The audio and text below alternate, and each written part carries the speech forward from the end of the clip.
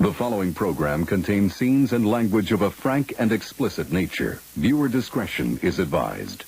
In 5, 4, 3, 2, live now.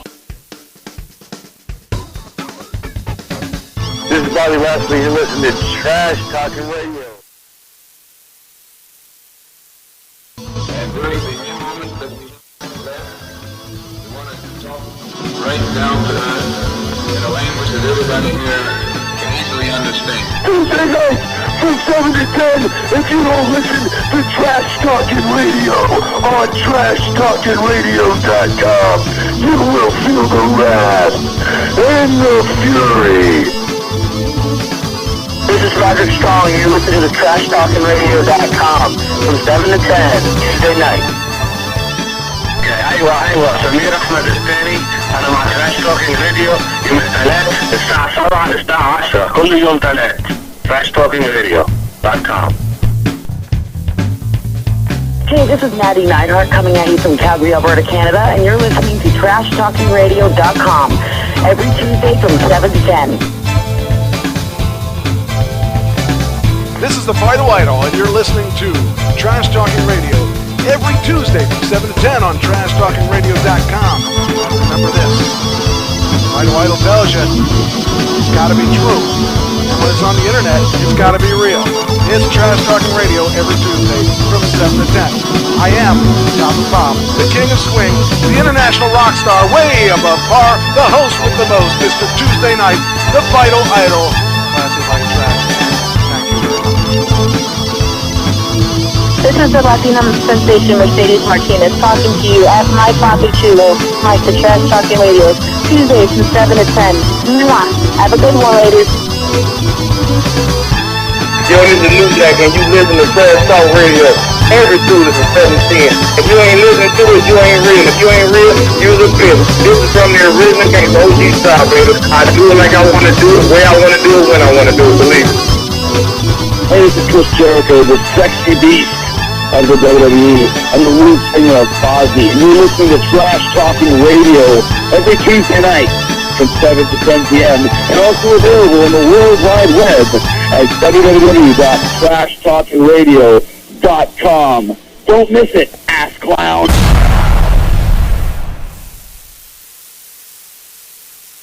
Welcome to the Trash Talking Radio show. Please take a seat and help yourself to the snacks and beverages. The show will begin in just a few seconds. Are you ready? Are you seated? Please welcome your host. He is the singer/songwriter of the Uncle Sam Band. He is the host with the most, Mr. Tuesday Night, every woman's fantasy. He is the manager of champions, singer of songs, an actor without a script, lover of life. He is a Tesla driving, song singing, talk show hosting, son of a gun. Please welcome the Vital Idol, Classy, Mike Trash. Radio every Tuesday from 7 to 10.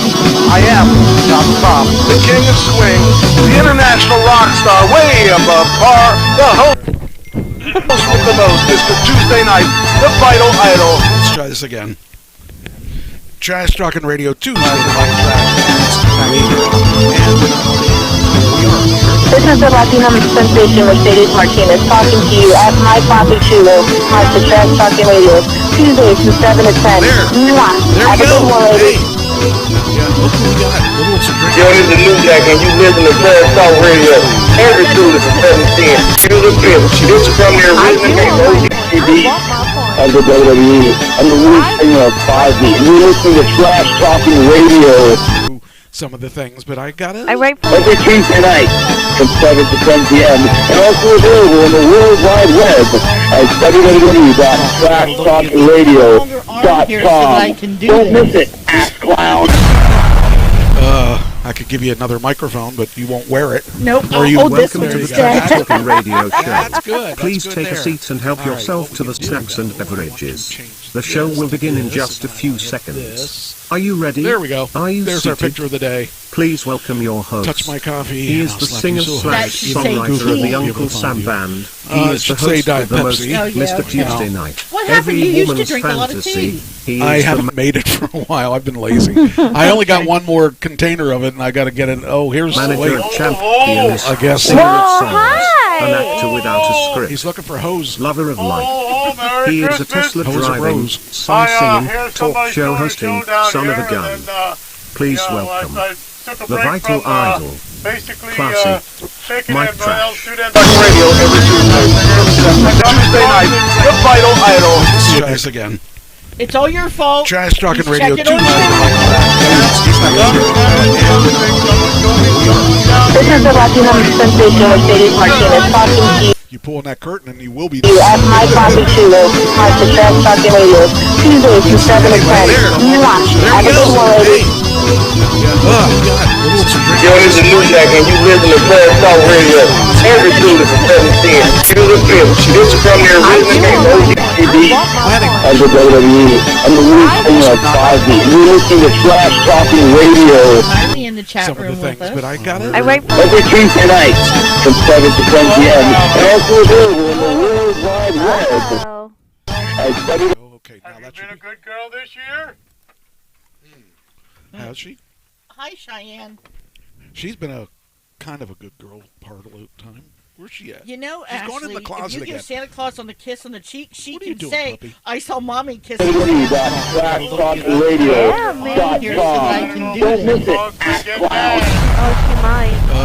I could give you another microphone, but you won't wear it. Nope. Or you I'll hold this Welcome one to the instead. Trash Talking Radio Show. That's good. Please take a seat and help yourself to the snacks and beverages. The show will begin in just a Kylie few saw Mommy seconds. kissing Are you ready? Santa. Are you There's our seated? picture of the day. Please welcome your host. Touch my coffee. He is and the I'll slap singer you so slash hard. That should say songwriter of tea. the Uncle Sam Band. He it is the should say host Diet of the most Pepsi. Oh, yeah, Mr. okay. Tuesday Night. What Every happened? You used to woman's drink a lot of fantasy.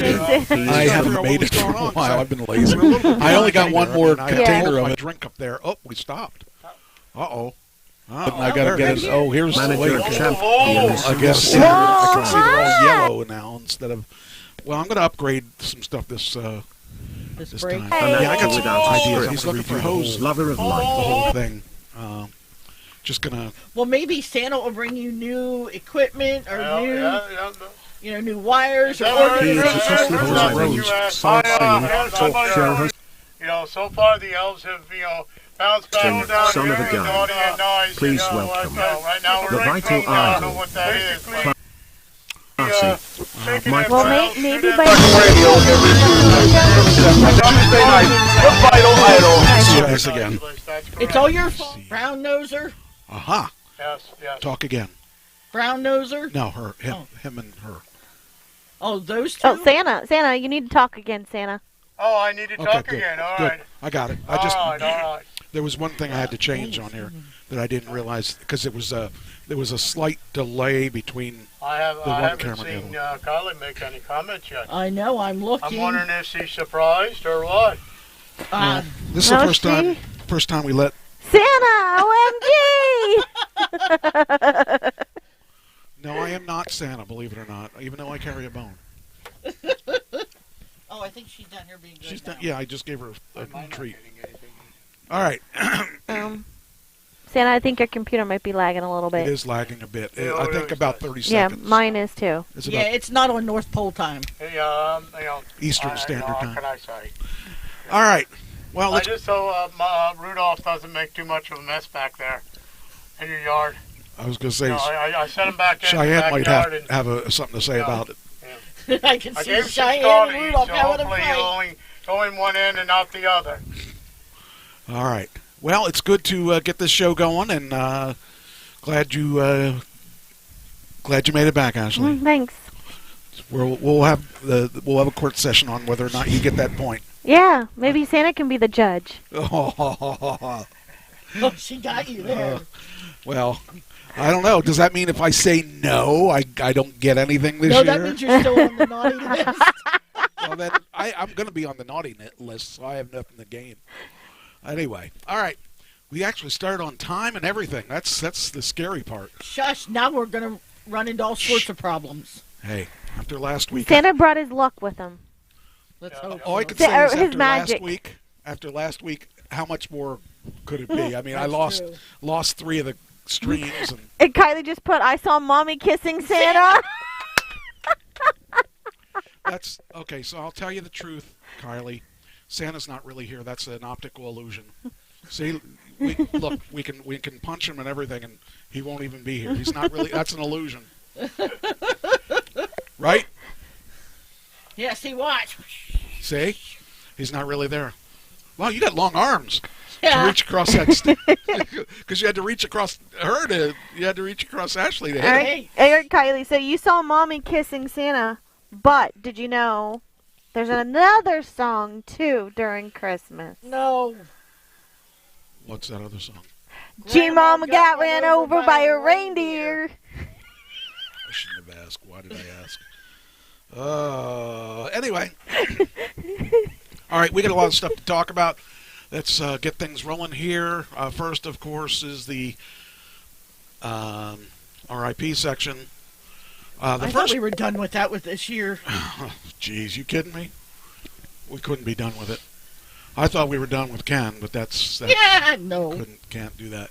But instead, we're going to continue and tread through the mess. The first guy I want to talk about is Blackjack Lanza. Back when I was a kid, there was a tag team called the Blackjacks. It was Blackjack Mulligan and Blackjack Lanza. And Blackjack Lanza just passed away. He was 6'3".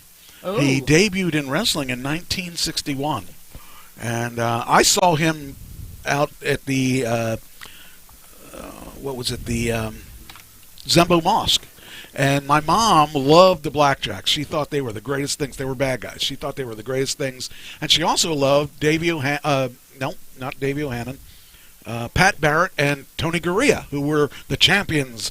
And they took on the Blackjacks that one night. And she bought the pictures of the Blackjacks, and she bought pictures of Tony Gurria and who did I say? Pat Barrett. Oh. Pat Barrett. So they fought, and my mom was like really into the match. And at the end of the match, the Blackjacks beat Pat Barrett, and she was so upset. She took the pictures of the Blackjacks and ripped it up, and she was crying and everything. It was like, oh, I was so embarrassed because I was a kid. I didn't like any bad guys.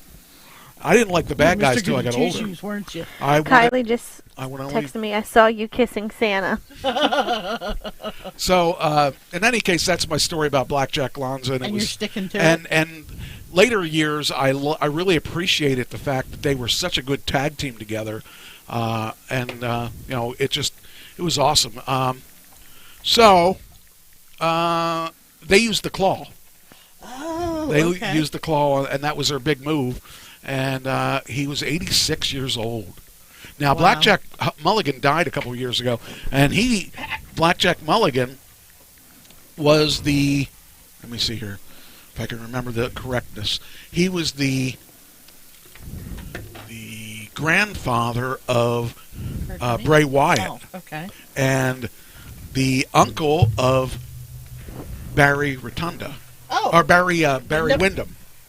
And so it's interesting to notice that they have all those people were integrated together. You got the Lanza, you got the Blackjacks, you got the Mulligan, Blackjack Mulligan, Mike Rotunda. Oh yeah. Who else? Barry Windham. All them guys are relatives of each other. So it was just kind of interesting to see those guys all together. So I really appreciated him. He was like I say, he was a big guy. I mean, 6'3", I guess isn't that big in today's terms, but in those days' terms, when I was a kid, 6'3" was a big guy. So I think Blackjack Mulligan was even bigger than 6'3". I think he was probably around 6'6", but I might be wrong about that. Anyway, I just wanted to talk a little bit about him because he had just passed away, and Well, Jimmy Rave passed away too. I Sorry. say my stuff. I did want to talk about him too. I'm going to talk about him too. Well, I guess I could talk about him now because because actually, it's wrestling related. Yeah, I wanted to talk to him about. I wanted to talk more about the other part of Jimmy Rave, and that I'm going to talk about Ring of Honor in a little while. So I will talk about him now, though, because we talked about him. We might as well just continue that. Let me grab the article for that. That just, when I read that, I was like, well, whoa. Yeah, but I knew all this stuff before. I knew about all the problems that he had. Why don't I have the article? The article should be here. Wonder if I put it in the main show. Maybe I didn't put it in at all. Ooh. I guess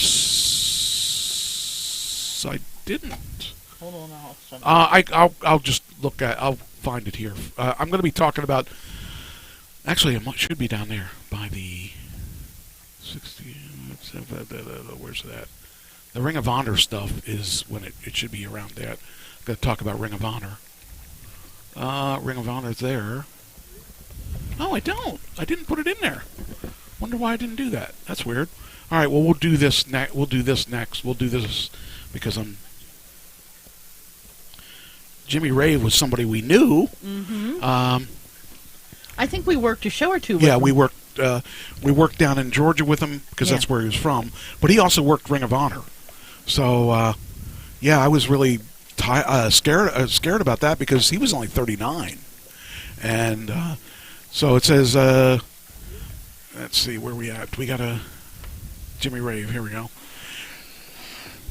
Oh, I guess yeah, I could have used that too. Damn it. We want this too. We want to duplicate that. And we'll pick up the Wikipedia. I know he was Gabby Gilbert's significant other. All right. He was only 39, and wow. It's scary. He had a lot of issues. He had issues with drugs. He had issues. It just is weird to think about. The guy lost first his arm, and then he lost both his legs. Wow. And I just really feel bad for him because he was a good guy from every time that I met him. And just really strange. But, yeah, he started wrestling in 1999, became a two-time National Wrestling Alliance Junior Champion. I just really kind of... I was surprised when I heard about him being amputated. I heard about the arm. Then this summer, I think it was, I heard about his legs being amputated. And I thought, wow, how horrible would that be to lose not only your arms or your arm, but your legs? I wouldn't have wanted to live either. Yeah. I mean, I don't know how he died. I don't remember. They didn't say if he died from... I think it was natural causes, wasn't it? I doubt it. Let me see here. It says here... It just says has died. Rave, whose name was James Michael Guthrie, started wrestling in 1999, became two-time champion of the NWA. He was one of Bill Barron's guys, and he'd been struggling with drug addiction for many years. And it says his struggles resulted in the amputation of his arm and both legs. The cause of death wasn't immediately clear. It said that he'd been living in Philadelphia at the time of his passing, and so that's all they really said. But I'm just like sad for his family and definitely him, because he was as far as I remember, he was a decent guy, and I never had any issues with him. And I think he was he on the show? I think so. I don't remember. It was so long ago. He had MRSA, which is what caused him to lose his legs. Okay. Well, isn't that a contagious disease or something? Okay, maybe it's not what I thought it was. I was thinking it was an infection, like kinda, yeah. But I'm sad for him and his family. He was so young. 39 just is nothing, and especially when you look at Blackjack Lonzo, who was, 86. Yeah. But back in those days, they did a lot of drinking. people went towards drugs a lot after the next generation up. Wow. And it's sad. So, wow, what's this? I want to know what that is. Yeah, because he lost both legs and an arm, and... What? World-class person. I love you, Kylie. Okay. Is All Kylie being naughty? No, Sarah, No. she's not. Yes, she is. No, she's like, okay. She said okay because I told her something, and she goes, "Okay, mommy, stop kissing Santa." And G-Mom better not got ran over by a reindeer. That's why she's my favorite granddaughter. G-Mom better not would. Have gotten ran over by a reindeer. Oh, okay. All right. Well, that's so that's two. We got a good chance tonight, Kylie, because only Rudolph's here to take Santa back to the North Pole. But All right. The other person who died was Mike Nesmith. Yes. Of the Monkees. Hey, we're the And, Monkees. oh wow. Very sad. Oh. Hey, my sister's somewhere around. Hi, Ann. I don't know if she's in the room or not, but anyway, yeah, Mike Nesmith died. I saw him in concert a couple years ago, and it was awesome. I don't even like country music, and I liked it. And his other band did country music, but it was awesome. It was funny. I remember going to this concert, and I have to refresh your page. I had no expectations of anything. Because I didn't know what he was. I mean, I heard he was doing country. I thought, I'm not really going to like this because I'm not into country. And my friend said, that she saw him before and she thought he was going to be awesome, and he was. He was awesome. I'm not a country fan, but I'll tell you what, he was good. And it was funny because I remember this guy coming out on the stage before they got started, and it looked just like him. And I thought, oh wow, he didn't age a bit. and little did I know that was his son. His son's 58. Little slow on the uptake, aren't you? Well, I mean, I thought it could be his son, but, you just don't know. You don't know. And so Mike Nesmith passed away, and he was 78? Is that what it was?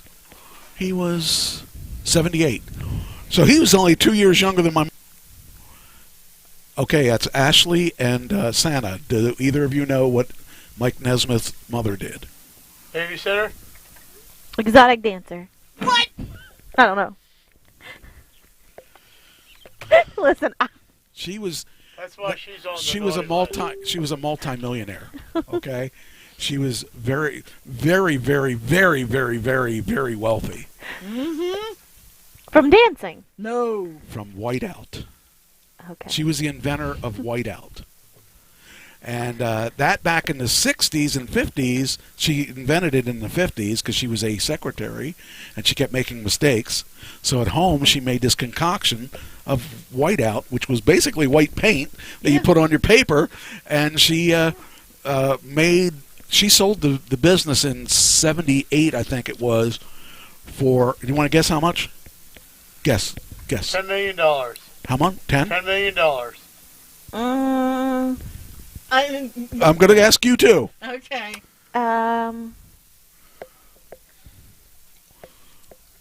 Okay, number? Ding, ding, ding, ding, ding. You could play The Price is Right and say $1, and then you get anything up to. Yeah, that's true. $1. $1. And what do you? Price is Right in me. And you could say $2 and wipe her out. Yeah, that's true. Okay, give a number. I'm going to say probably about. Now, what year was this? 78 or 99. I'm going to say $75,000. $75,000. Yes. You said $10 million. $10 million. And you took your thunder. That's true. That's very true. No, it doesn't matter. I'll give you one last chance. So Price is Right and say $76,000. I know that's what you want to do. No. Let's do I don't know if that's a question. $9 million. $9 million is your answer. Amy Sue Griffin said his mother actually invented whiteout. Yep. That's what I just said. Yeah. That's what I was talking about. I don't know. Maybe I'm a little. My computer's a little slow. Okay, you said $10 million. You said $9 million. Is that what you said? Yeah. Okay, you win. All right. She got $49 million for whiteout. I should have went above like I was going Well, I gave to. you another chance. I know, Another but I not to do. second-guessed myself. Kylie just texted me. G-Mom is right. I am her favorite granddaughter. That's right. You're my favorite granddaughter, too. Granddaughter of mine. Well, yeah. I don't have any grandchildren, so I have Yeah, just like she's one of your favorite I daughters don't of know, do you mine. consider Els grandkids or kids, or what do you consider them? I don't know. I've never, we've only said family. That's true. What's she So, eating? Huh? What's she and eating? you're always nice to your family. Puppy, what you eating? I bet she doesn't have what she's... I bet you she's not going to have... I don't know. She has something she's not supposed to have. Here, right, give her hold on. this. But, I can tell that's... Yeah, she's looking at you too innocently. Yeah. So, anyway, yeah, she made $49.5 million. So, that's FU money. Come I on, mean, G-Mom. basically. Hold on, Santa. So, that's why he left the Monkees, because he didn't have to work. He could do what he wanted to do. If I'm correct, Mike was the tallest one out of the bunch, He's right? the one with the... Yeah, he's this yeah. one. And the only ones left are Mickey Dolenz and Peter Tork. Oh, that fucking dog. Why does she do that? I don't understand why she does that. She rips apart the weirdest things. Santa. Yes. Better be good. Kylie's watching you. All right. I guess I shouldn't have said the F word, but I guess that kind of knocks me down a little bit. There you It'll go. just put you back in the audience. Yeah. Oh, well. Actual Kylie, the person I have to worry about is the one sitting next to me. Your mother. Your mother. No. Yes. You're sitting by G-Mom. No, I'm actually... You're in between. Wait. Am I sitting Oh, you're only sitting next to Ashley. You're not sitting next to her at all. Oh, I'm not sitting next to Ashley. You're sitting across from her. Or, I'm sitting across from her. All Yeah. right. it's Well- girl. It's boy, girl, boy. Okay. Something like that. All right. So, anyway, what else can I tell you about him? Oh, he had a band of his own, and his band was pretty cool. His band was I can't remember their name. Yeah, that's the one I'm thinking of. What? Yeah, What? that's the one I'm thinking of. What's the one you're thinking? Michael, yeah. I think he Yeah. was the actual... He was a real musician out of all of them. yeah. And he wrote a lot of songs, but they never used any of his songs while he was with them. He actually, he proposed they use his songs, and he wouldn't, because the people that wrote the songs for the Monkees were really good songwriters and ended up making a lot of money off of the band. But he wanted his songs written, and he wanted his songs played, and so. Hey, sweet girl. Now he he wrote a good song for who was the roller skate? Linda Ronstadt. He wrote a song that you would know. It's Different Drum. It's a bottle. You and I. Each to a different drum. Yeah, he wrote that song. Yes, yeah. And she made a ton of money off that song, and he made a lot of money off that song too. He also did "Mary Mary" by the Paul that was recorded by the Paul Butterfield Blues Band. It says here the Monkees themselves on their second LP in 1967 did do that did do the "Mary Mary," I guess, and then reworked by rap group Run DMC in the mid '80s. They did the Different Drum, I guess, on that album as well. So, he did. The thing about him is he didn't have to work. He didn't have that pressure on him. That'd be nice to sit at home and say, not have to worry about how much money you have. And actually, he had this really nice tour bus too. It was a really nice tour bus. And I mean, he probably deserved it. I mean, he was in music for all of my life. So, what's this? Nothing. Anyway. That's it's a shame to see him die. But I think he lived a pretty good life. And this was interesting about his. It says here, once he was cast, he was by Screen Gems. He brought his songs so they could be used in the show. Many of the Nesmith songs that he wrote for the Monkees, such as "The Girl I Knew Somewhere," "Mary Mary," and "Listen to the Band," became minor hits. One song he wrote, "You Just May Be the One," in a mixed meter, interspersing 5/4 bars with the 4/4 structure. Nesmith was playing an electric Gretsch 12-string, converted from a 6-string model. However, as part of the promotional deal, Gretsch built a one-off natural finish 12-string guitar for Nesmith. Gretsch claimed its value was $5,000, which is equal to like $36,000 now, which undoubtedly inflated for publicity purposes. Nesmith used this guitar for his appearances in the TV series, as well as Monkees live appearances, 67 and 66. And then he started using a 6-string Gibson SG in his live shows with the Monkees. And anyway, he just, the thing about him was he started his own band. I think it was called the National Band. I don't know. Oh, it was a National. Oh, freaking A! I can't remember the name of the band. Oh, here we go. First National. That's what it was. Band. That's what it was. The First National Band. That's the band that I saw. Oh, to finish that story about the guy that came out on stage that looked just like him, he was my age, and he was his son. And it looked just like him as a younger kid. He aged well, but when he came out and played, he had a clipboard, or he had a. Did he hit anybody with it? He had. Connie wants to know and ask Santa, has Mike been a good boy? No. And that's the answer to that, Connie, is no, Mike has not been a good boy this year, but we're trying to change that. He invited Santa onto the show, so we're going to see. I have to tell you that women like bad boys a little bit better. Bad boys, bad boys. What you gonna do? What you gonna do when they come for you? Bad boys. Anyway, you might want to read his Wikipedia. It's a nice read, and it tells you all the things he did, and it tells you all of his. Actually, he made MTV before MTV. He made music videos in the 70s. Do you think MTV means Mike TV? Well, actually, that's a story that I think is interesting. Is he did these videos in his probably late 70s, when in the late 70s, or late 70s. Oh, here we go. Nesmith created a video for Rio.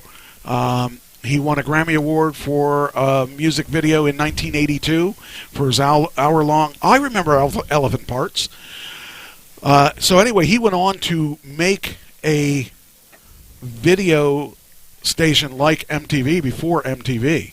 They actually made him an offer to become MTV, and he turned it down. And then MTV came out, and that's history now, you know. But he actually did MTV before MTV was created, because he had these all these videos, all these music videos he did. So I found that very interesting. I didn't know that until recently. I didn't know anything about that, but he did do that. Trying to think if there's anything else that's. She's still watching Santa. If there's anything else there, he was married 3 times, had 4 children. Wow. He got married in 70. Wait, let's see. He met his first wife in 64. They had 3 children together. Christian, Christian's the one that I met, that I saw, and he looks a lot like his dad. Said the elves are not behaving. I have to get back to the North Pole. What? Mrs. Claus just contacted me and said the elves are not behaving. I may have to get to the North Pole, back to the North Pole earlier than I wanted to. Oh, well, at least you joined. Yeah. Well, for a little bit. Stopped in. We'll stick around for a little longer, and we'll see what happens. I told her to see if she could straighten them out. Tell them not to feed them. Don't let the garage door hit you on the way out. all I know is I want my hot cocoa and cookies when I get back. Santa, you're going to end up being diabetic if you keep eating all that sugar. You Anyway. know Santa's not already diabetic. Every might be. year Yeah. he gets milk and cookies or something down the chimney when he comes down the chimney. Yeah, he gets someone to go down the chimney, all right. So, It's pretty funny. There's not really anything else that... I mean, he did a lot of stuff that you got to read. It's really interesting. I just found him kind of interesting how he... Oh, okay, so it says for... You can't have that.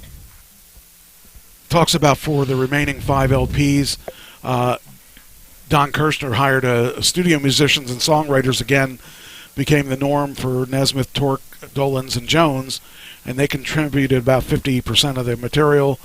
And it says here, Nesmith, for the majority of those, by the end of the tail of the Monkees run, was withholding many of his original songs from the Monkey deals, planning to release them on post-Monkey solo career. And the last contractual commitment was a commercial for Kool-Aid and Nerf balls in 1970. The spots ended with Nesmith frowning and saying, "A Nerf's a Nerf." As the band's sales declined, Nesmith asked to be released from his contract. It cost him, despite it costing him $150,000. It cost him $150,000 to quit the Monkees. Wow. Which is equal to about $980,000 in 2018. So almost $1 million. But he wanted out of the contract. Did he do that as a one lump sum, or could he make payments on that? Oh, no. Well, let's see. That was, what year did I say that was? That was in 1970. He remained in a financial bind until 1980 when he received his inheritance from his mother's estate. And in an interview with Playboy, he said at that time, "I had to start telling little lies to the tax man as they were putting tags on the furniture." So he quit a little early because he wanted to do his own thing. And from 1980, he never had to worry about work again because he was a wealthy man. So, yeah. Wow. I'd like to be able not to work again. Me too. Oh, shush. yeah, me too. Yeah, really. You only work once a year anyway, Santa. Oh, And- sorry. That's true. And Sorry, Santa Santa. doesn't do well, the work. no, I work all year round. I just don't work No. as hard all year round. I don't buy that. I think the little Yeah, that's he why I got have them got little the elves midgets in making there them toys. doing the work, and he takes credit. I only for it. work once a year around, He only does the the supervising. around the world. Gets up there and drinks all year Cracks whip. and beating up Mrs. Santa. Oh, yeah. Oh, is she still there? I don't want to say that if she's still there. She was still there last time I knew. Okay. That's okay. Kylie. Kylie, all right. You know, somebody's got to keep Mrs. Santa in line. That would be tough. Oh, yeah. Anyway, all right, that's enough of that. And then we have one last one that you chose to do. Yeah.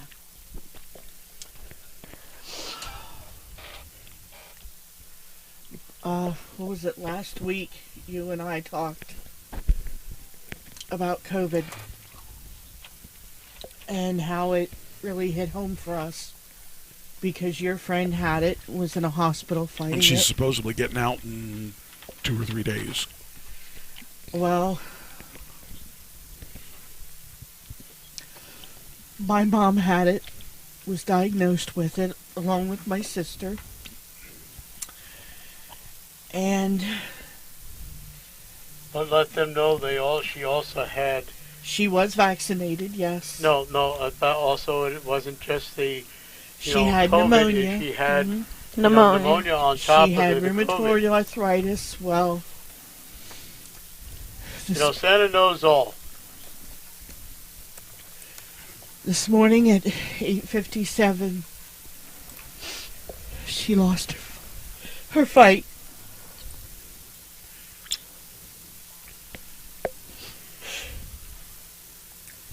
But she's resting in peace now. Damn it, COVID sucks. It does suck. It hurts everybody, and it's hit or miss over. Some people just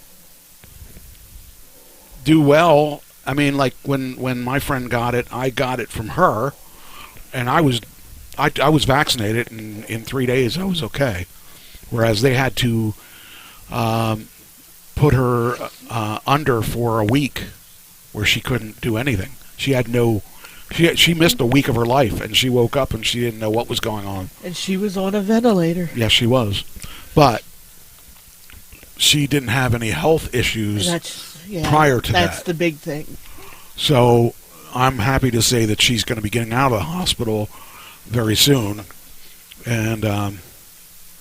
But I mean, we had updates daily. You know, whether they were good or whether they were bad. And between last night and today is when it really, well, it got really bad yesterday because we were told that they finally put her on a ventilator. Yeah. So she was in a medically induced coma. She was paralyzed, they had her paralyzed where she couldn't move. And that's the same as my friend, Yeah. but my friend doesn't have the other issues that yours. And so last night I was able to call the hospital. And they put the phone up to her ear where she could hear, but she couldn't respond. And we were able to, say our last words to her. And that was hard. Because there's so much I wanted to say, and I couldn't bring myself to do it. But, Mom, know that I love you. I'm glad you're at peace. And I'll see you again soon someday. And like you said, she got what she wanted for Christmas. She wanted to be with Pap. She Aunt missed Shirley. Pap and Aunt Shirley. And she got it. Well, the COVID thing is not going away anytime soon, so I had my shots, and it saved me, because I had lung issues when I was younger, a lot younger, and it would have killed me. It probably would have killed me, because respiratory issues are where it takes advantage of your That's what system. the doctor was saying when he talked to my family last night. He's like, look, she wanted to be resuscitated. And he said that he didn't want to do that, but he wanted her family to make the decision because she didn't even want the ventilator. Right. And she finally agreed to it. Because I know I've talked about this. I thought the ventilator giving her some time to give her lungs a break and chance to heal. No. And it was, he said her body was too far gone, that it was, just unsalvageable. And if she went on, she'd more than likely not come off. And if he tried to resuscitate her, he would probably break her ribs. Right. So, he said when they were stopping everything they were doing for her, he said it wouldn't take long, and it didn't. It was maybe about an hour. An hour. Hour. Yeah. So. Well. I love you, Mom. I can tell you that my friend was taken off she was put on the ventilator before your mother was in. How long did she go? She was in 3 weeks. Yeah, my friend went in. Was really only just a couple days after Thanksgiving. Yeah. It was a week after Thanksgiving. So she was only in. It seemed like a lot longer. Let me tell you, the whole time when I couldn't talk to her, it really made it seem like a lot longer because. Well, for somebody who's doesn't like talking to anybody anyway. Well, the thing is, when she went in, they put her on the ventilator right away because she let it go too long, and I saved her life by making her go to the hospital. There is actually somebody So else. I should get points for that, Santa. No, she wasn't on the Deadpool. No, I should get other no, points. he I should get points, I should get points for that from There is actually somebody else we know that is fighting COVID. I don't know if I've told you. You told me. Do you want to talk about it, or are you just gonna keep us all guessing? Well, you know who it is. You know the person. I do. Walt. Remember the guy that came down and helped me move down here? Oh, okay. Him. Is he in the hasn't. hospital, or where's he? No, he's not in the hospital right now. I'll tell you, But if I hadn't taken Christine to the hospital, she wouldn't be around. I can tell you, she was breathing so bad because she waited till the last second. That's why she had to go on the ventilator Right. so quickly. And if she had gone down when I told her to go down, she would have avoided all that mess probably. Well, But that's like my mom. If she would have done the infusions at the beginning, she might have been okay. She might have beat this, but she didn't want to be in the hospital to do it. well, I can tell so you, COVID got another one. I can tell you that she's going to get vaccinated now. That's good. Actually, yeah. She can't do it for 3 months. Because Kylie got her second shot this evening. Yeah. Way to go, Kylie. I'm So- going to wait for 3 months for me to get my third Booster. shot because I just had been sick. So I want to let that get out of my system because Yeah. they're not letting her get the shot for 3 months. So I thought I might as well wait too. Well, I So I'll just get got my- tested this morning. So, and that's because Michael was sick for 2 weeks. Wait. What's the answer? Wait. I'll know tomorrow. Oh. All right, so Well, we'll have another remember show we tomorrow so that you all know what. Well, remember I said last week that's why Michael wasn't here because he was down under the weather. Well, he had gone to the doctors. Well, he better and- not show up because I don't want to get it again. Well, we think He's he's better pretty now. much over it now. You know. Yeah, but you carry it for 2 weeks. Yeah, I know. So, I told him I felt fine, but I should know tomorrow. okay. And I said that was one of the things I asked the nurse this morning. I said, I'm scheduled for my booster on Thursday. Can I do it? She says, let's see what the results are. Okay. All right. All right, let's move on to the next category. I think it's enough of this sadness. Kylie said she was crying with you, and I said it's okay to cry. Let it out. Yeah, it's all right to cry. That's why it's there. It's there to relieve the The emotion. situation. All right, let's talk about Spider-Man No Way Home, set to dominate domestic box office. It nabs the highest opening of the pandemic. Wow. So the new Spider-Man. Now this is the one that is, I think, is the one that brought the original Spider-Man, the second Spider-Man, and the third Spider-Man, and the fourth Spider-Man all in the same show. Not watching because they're anymore. doing multi-dimensions. Wow. So I Yeah, think she's it'll not be a watching good movie. Yeah. But I'm not really sure. I gotta see this movie because, it's one of the Marvel guys. You getting hot there, Santa? Yeah, I think I got my second call from Mrs. Claus. I think I better Oh, call okay. and, Well, it was check on good them having elves. you. But yes, I'm glad I was able to come and, Just remember, I'm the good one. I don't know about that. I'm the good one. I don't know about that. I am the good one. I think at this With a point, name like at this Trash? point, Mike's the good one. Hey! Yeah. I think he's outnumbered. Well, still doesn't make a difference. Doesn't matter. You're just a woman. You only Goes get by you brownie only get a points. quarter vote. It goes by brownie points, and Mike invited me to the show, so he gets brownie points for that.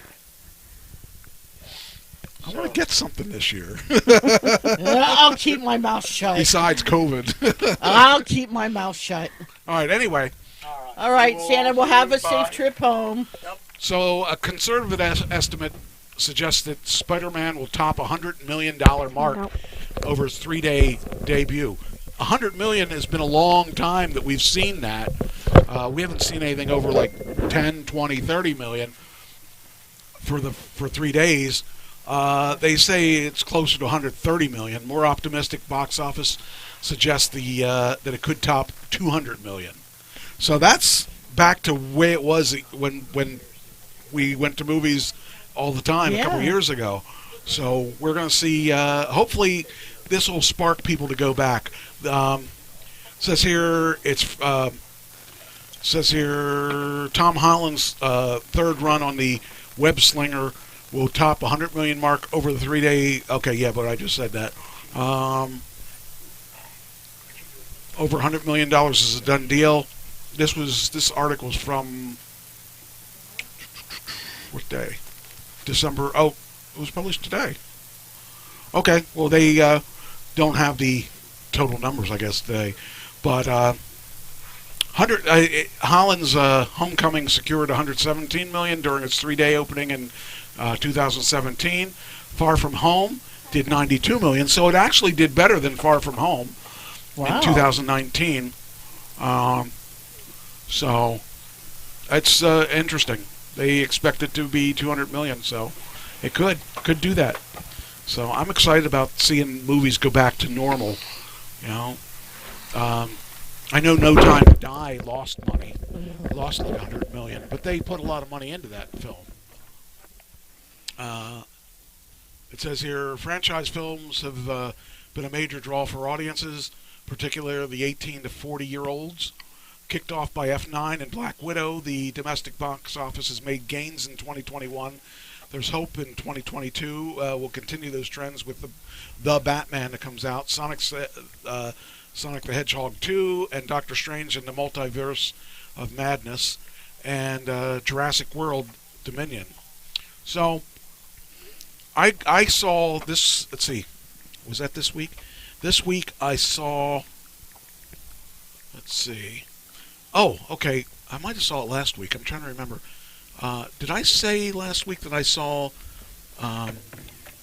Shang-Chi? Yes, because remember she saw it. Okay. Do you remember at the end of Shang-Chi there was that heavyset guy that came and opened that portal? Yes. Do you know who he is? No. Did you see Doctor Strange? No, I don't think okay. so. He was in Doctor Strange, and he was the person that taught Doctor Strange how to do a lot of the things, and was his sidekick, if you want to call it. So they're bringing him in because they're doing another Doctor Strange movie. What did I say? Next year, Doctor Strange in the Multiverse of Madness. Okay. So that ties into the Spider-Man movie and the Shang-Chi and all that. That's all coming together in some way that that's the way they did this,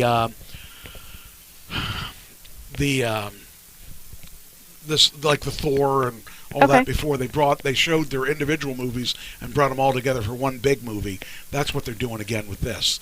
They're tying them all together so that we'll see a big Marvel feature coming out. So I also saw recently The Eternals. That was interesting. It was a different take on movies. That's another Marvel movie, but the Eternals are gods that they send to save the universe. And that was kind of an interesting take. So that was an okay movie. I also saw Taken 2. The reason I saw Taken 2, because it's an old movie. I realize it's an old movie. It's from 2012. I'm going to be doing a movie project or an acting project coming up. Okay. That's going to explore things in movies that aren't realistic. And particularly kidnapping. And I'm going to be kidnapped. Kidnapping's realistic. I'm going to be kidnapped.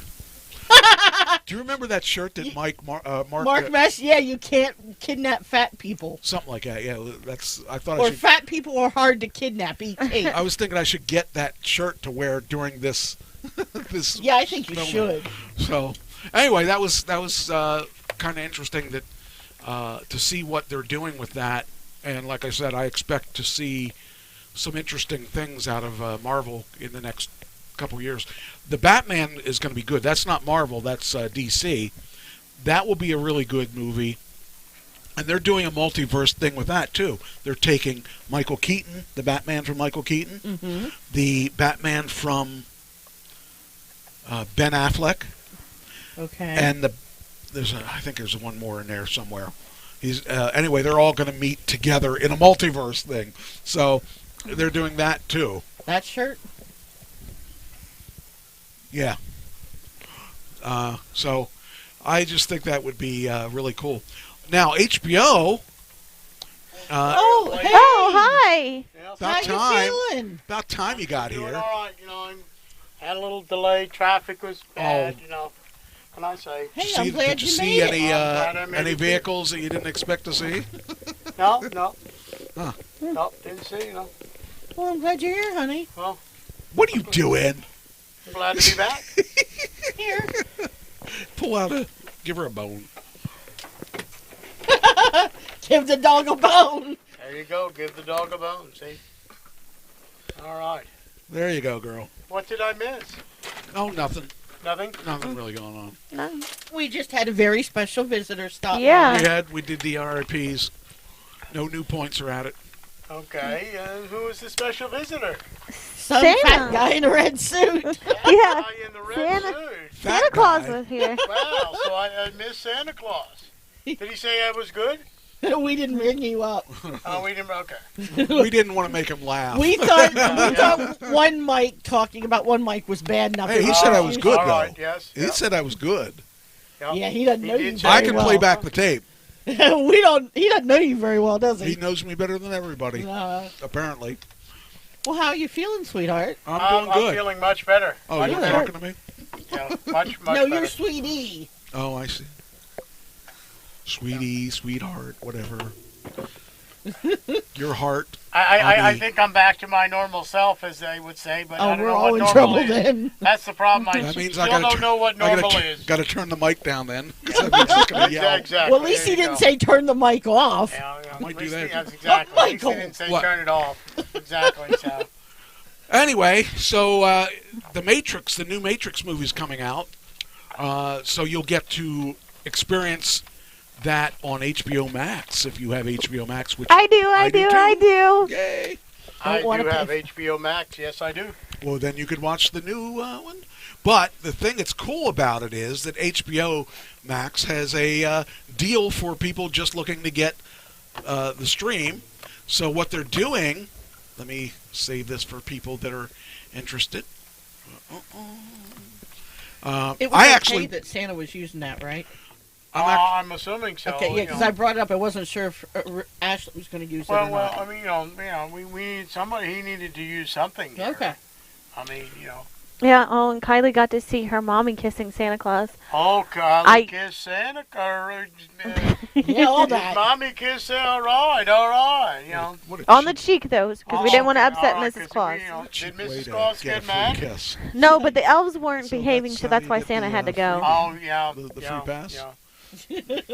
Like mother, like daughter? Oh, ow! I'm just saying. I'm a grieving person here. Well, I could hear it just as you laugh like crazy. You're really grieving That's bad. nerves. That's nerves. Oh, yeah, sure. Wait, you're not the only one grieving here. I know. I see you smiling, too, so that's funny how you guys Well, grieve. well, we're it's hiding funny. the pain. It's funny, whenever I grieve, I don't smile. I just cry a Well, little. We're hiding the pain. we're on the show. We have to be professional. Yeah. Since when? Well, you want something else, girl? Hi, sweet girl. Oh, you're so pretty. You are just so pretty. What she wants to be. Here. You want it? That's one of her favorites. They have those at the dollar store in a big bag. Oh, no, I got those at... Oh, I was going to say, it's now going to be the $1.25 tree. I think I got those at Matzo Balls, Oh. which is now called Carnes. So, all right, anyway. Hey, there's the Miz. Yeah, the first inductee to the WWE Hall of Fame Class 2022 is The Miz, Nice. according to The Miz. According to The Miz. According to Mrs. Miz. Considering the fact that he's still a working guy, he can't get one. Anyway, the like I was saying about HBO Max, they have a special deal going that says excited about the Matrix Resurrections. HBO Max has a deal for you. New subscribers who sign up for the streaming service before the movie is released on Wednesday, December 22nd, can save on their first 4 months and score some cool swag too. They're going to give you a chance to, it says here, new HBO subscribers can get 4 months of ad-free for $49.99 using the code BEANIE2021. That's a savings of $9.97 off the original price of $59.96. After the first 4 months, you will pay the $14.99 that we all pay, and you'll get the Resurrections limited edition beanie while the supplies last.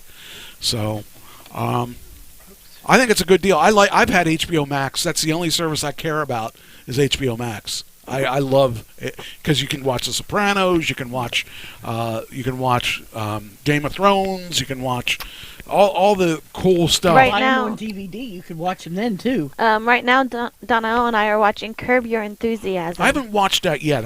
It's hilarious. I might watch it. I finally finished Schitt's Creek, so now I can move on to another Schitt's thing. Creek or Ship's Creek? Schitt's Creek. SCHITTS. And just so you know, it is not scripted. Like they give you, they give topics to like talk about, but it's not a line from line script. Well, that's cool. That means it's a lot of improv. Mhm. Oh, that's one thing I thought of. What? Maybe we'll do that tonight. Okay. Oh Lord. Well, let's see how I'm far we scared get. Let's see now. how far we get. I got a fun game to play, and if we get through it, and it's good to have 4 people here because that'll make it more interesting. Because the more people, the more interesting it could be. Hi, sweet girl. All right. I'll tell you what it is. You're being watched. It's okay. She loves me. Hi. Hi, little girl. I got you into a spell. Yes. I you're put a getting spell sleepy. on you, and now you're mine. What, you want something else? Yeah? I love how she just tilted her head. Just Oh, a she's little bit. smart. She's a very smart dog. She definitely has. If I sit here and look at him, real cute. You want this? She's a super dog. I really love that dog. She's so loving. She's got a personality. She really does. She has her own personality, and she's fun. That's not good enough. You want something quicker. All right, give her something out of this. I got to get the show moving here. Anyway, That's the your way job assistant. So Yeah. the way it works is for improv. You pick a topic. Any topic. Mm-hmm. Pick a topic. Santa. Santa? Okay, so the first person says a line that starts with A. And you can make as long of a line as you want. The next person has to continue your story with a B. And the next person with a D. And then so and so. What else You mean a did C? you learn? A, B, C, D. No, you said A, B, and then D. jumped to D. Well, I skipped at C because it's nothing good with a C. Anyway, you just follow the story with the thing in a line. So, in Santa, a long time ago, there was a person who lived in the Great White North. And then you would say, starting with B, Before they moved to the Great White North, they lived in the South Pole. Because he couldn't stand being warm all the time. perfect.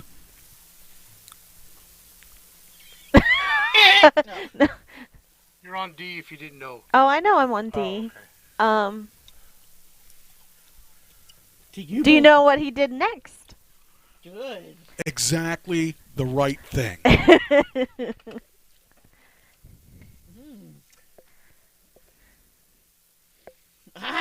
Now, see, this is a game to learn how to improv. The alphabet.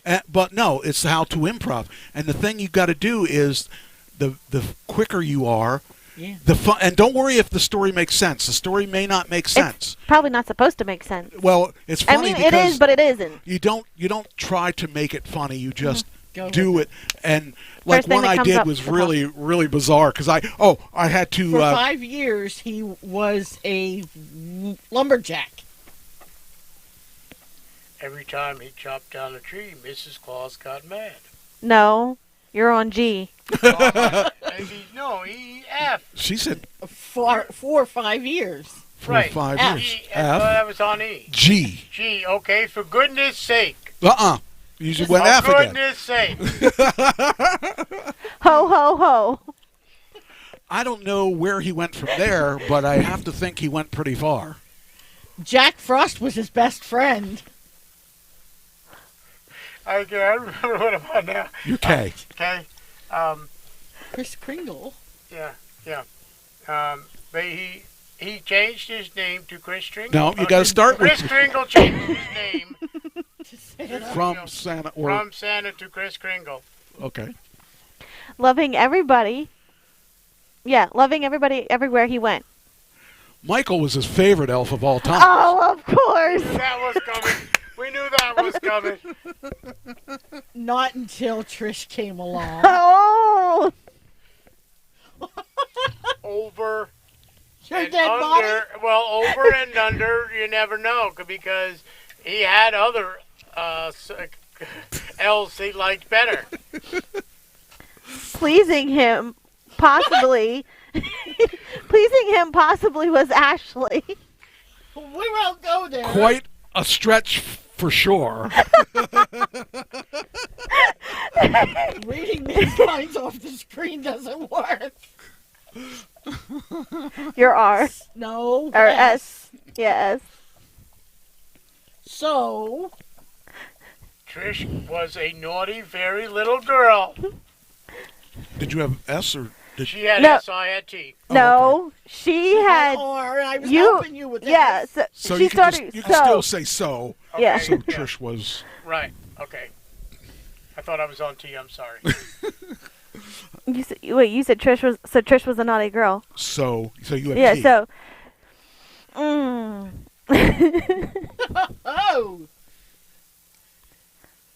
Trish never listened, and that is why.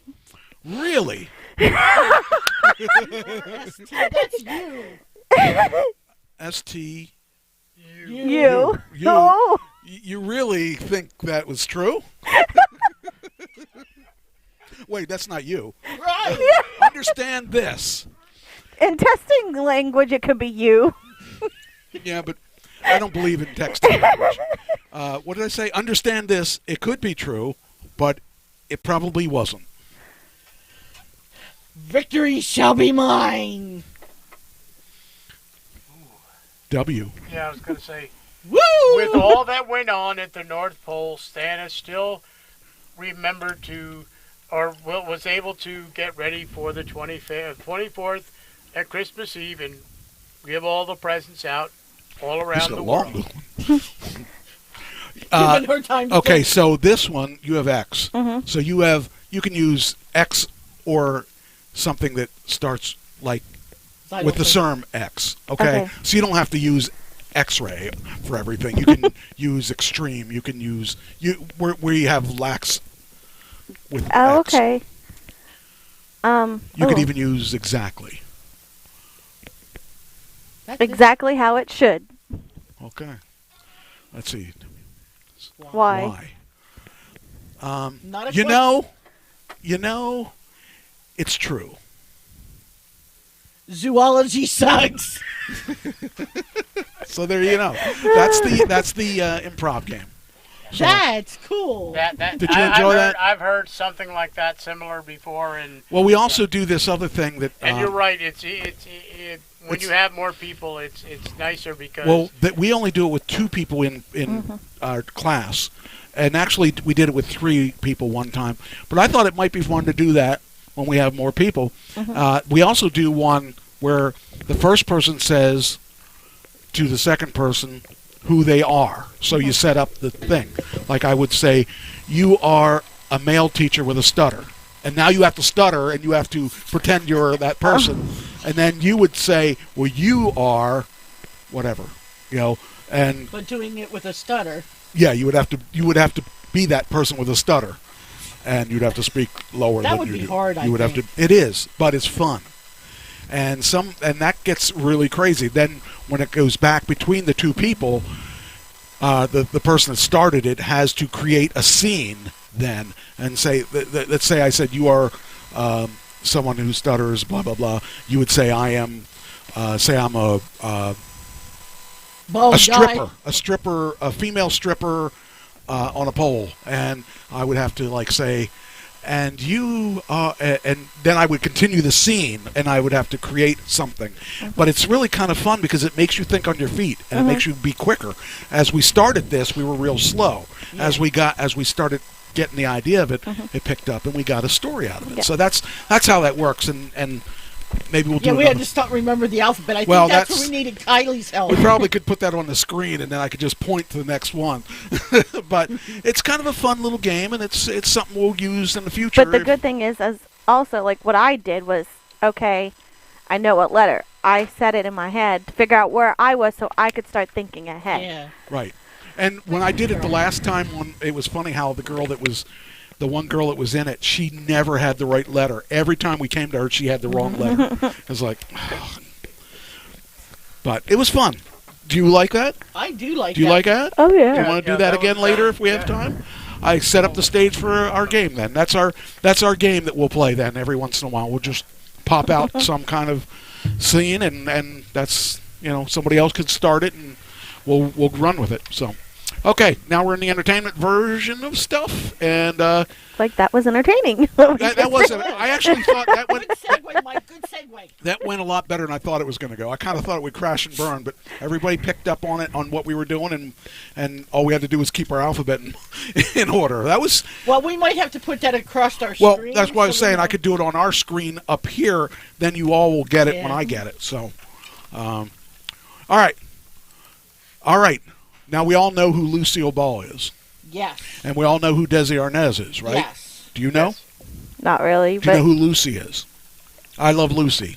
Yeah, yes. Yeah, but Ashley might not. oh, I Love Lucy. Okay, I know. Do you know who her husband was? Desi. Desi Arnaz. Okay. He's the one that played Ricky Ricardo. Oh, okay. Okay. Okay. So, Now I okay. know. Now, All hey, right. it takes that's me a little why bit. I wanted to make sure before I explained what we're going to talk about here. So apparently they had a sex-crazed marriage that came out. Now, it's funny because when you watch Lucy, you think that she's some ditzy redhead. And actually, she was quite intelligent to make the kind of money that she made back in those days. She was very, very talented, and people believed that she was not very smart, but she was very, very smart. And apparently they had a lot of things that they were doing that on the side that were maybe a little scandalous. But anyway, it says, when Desi Arnaz first set eyes on Lucille Ball in the commissary of the RKO Pictures... Is that why they slept in separate beds? No, that was the law. You weren't allowed to Yes, show... Yeah. Yes, they back then you were not, even as a married couple, you were not allowed to sleep. They in the kept same one bed. foot on the floor Wow. at all times. That was the law. Anyway, it says here in 1940, it says the Cuban band leader turned fledgling actor made a derogatory remark about the then movie actress appearance. He wasn't impressed at all, calling her a 10-cent whore, a PA, the Spanish word for prostitute. Author Darwin Porter told the Post that, noting that the 28-year-old Ball, 5 years older than Arnaz, was dressed for the role of a cheap burlesque dancer in the film Dance, Girl Dance. So later that day, Lucille Ball emerged in a more elegant yellow sweater, beige pants, and heels, with her hair perfectly set. Their love affair began immediately. Porter, whose book with co-author Danford Prince, The Sad and Tragic Ending of Lucille Ball, Volume 2, is out today. The couple, who a decade later would become immortalized as the wholesome Ricardos in the groundbreaking sitcom I Love Lucy, continued dating other people almost up until their November 1940 nuptials. Wow. Arnaz allegedly shuttered Ginger Rogers and presumably pregnant with his child, Porter said, across the border to Canada for the late-stage abortion mere weeks before the wedding. Meanwhile, Ball had dalliances with a local politician she met in Milwaukee while on a press tour, and was still carrying a fling with Henry Fonda that started in 1939. It was getting baroque, said Porter, saying that the slapdash wedding was on the whim of the impulsive Arnaz. One morning, after a night of heavy sex, apparently he woke her up at 6:30 and said, "We're getting married." He blew off his matinee show at the Roxy in New York City, and they drove to Greenwich, Connecticut for an elopement without any friends in attendance. or even a white wedding dress, while the newlyweds returned to the city later that day for a meeting with RKO president George Schaefer. Arnaz forgot to zip up his pants without missing a beat. Ball zinged, "George, Desi believes in advertising." Indeed, almost nothing about the beloved fictional I Love Lucy couple was real. Their charming, innocent relationship was created just for the show, in which Ricky, a burgeoning band leader, and Lucy, a madcap housewife, bantered and butted heads for laughs. For the new movie, being the Ricardos, starring Nicole Kidman and Javier Bardem, in theaters Friday and streaming on Amazon Films the 21st, shines a light on the real-life pair. Married for 20 turbulent years, they suffered humiliating indignities, including public infidelities, as highlighted in the film FBI Scrutiny on Ball, for communist sympathizers that threatened to torpedo her career. I might have to watch this movie. It sounds like it's going to be very interesting, because I did watch I Love Lucy for years. Oh, yeah, and she was brilliant. I can tell you sometimes what they, especially the one I like, is when she dressed up as Superman, went outside and. Actually, the real Superman came in and saved Lucy from outside on the ledge. That's funny. And that's not what it was supposed to happen. I think he was just supposed to show up and through the window and. Well, who can forget the candy one? The scene of the candy on the belt. That's infamous. And every time she just wanted to be in his show. Yep. Oh, I like the one when they. When she actually learned how to stomp grapes in Italy. That was funny. Because she didn't realize they actually stomped them, and and got in there, and she was made the face and all that. It was that was groundbreaking. That definitely is groundbreaking. Yeah. Did you block Trish? Who would do that? Connie. Why would she do that? Because I tried to send her the link when the show started, and she wouldn't come up on my Facebook. We're slowly getting an answer. Huh, that's weird. The tempestuous union was rocky from the start. During the first week of married life, Arnaz allegedly visited Polly Adler, the most famous madam in New York. Ooh. He seemed to have a prediction to PAS horrors. I don't know what that is. When Desi entered the marriage, he said, "Your wife is one thing, and you respect and you love your wife, but these peccadillos a man has on his side are meaningless." Of course, Lucille did not agree. So apparently they had a lot of things. Wow. I really do want to see it because, I grew up watching I Love Lucy, The Lucy Show, all the different things she was in. She was a brilliant actress, and really. And a redhead. Yeah, well, I'm not that into redheads. I mean, the one redhead I was into left me. So. Yeah. But anyway, it was a very good show, and I think that I would definitely like to see that. And since it's on, I said it's on HBO, right? Yeah, HBO, yes. Yeah, so I have a subscription, so I might as well use it. Yeah, definitely. You said you do too, right, honey? Yes, I do. Oh, good. So, all right, next. And she was always trying to find, when he would catch her at something, she was always trying to find a way out of it. Mm-hmm. Lucille Ball's net worth before death. Uh-oh. All right, anybody want to guess? I didn't look. I don't have any idea. I'm sorry, say it again. Lucille Ball's net worth before death. How much she made from I Love Lucy and what she left for her kids. $50 million. I have not, by the way, I have no idea. So I'm just going to be guessing the same as you guys. $78 million. And what'd you say, 58? $50 million. 50 million, 78? Ashley? Let's do... Now remember, she also went on later on 65. After that to do the Lucille Ball. Okay, I'm going to say, because you guys are all as if it was today, because those are all things you would do today, I'm going to say $5 million. Okay. I even think that may even be high, but for the day, I'm actually curious what it's going to be because I don't have a clue. I didn't even see. Okay, it says Ball, whose real name is Lucy Desiree Ball, was born in 1911. She started acting at the age of 12. Shriners Chorus Line. In 1926, she was at the John Murray Anderson School for Dramatic Arts, where Betty Davis was also a student. She says she doesn't know how to unblock you. It's okay. I can tell her if she wants to know, but It's the same way she blocked me. Anyway, that's what I said to her. She has to go where she blocked her.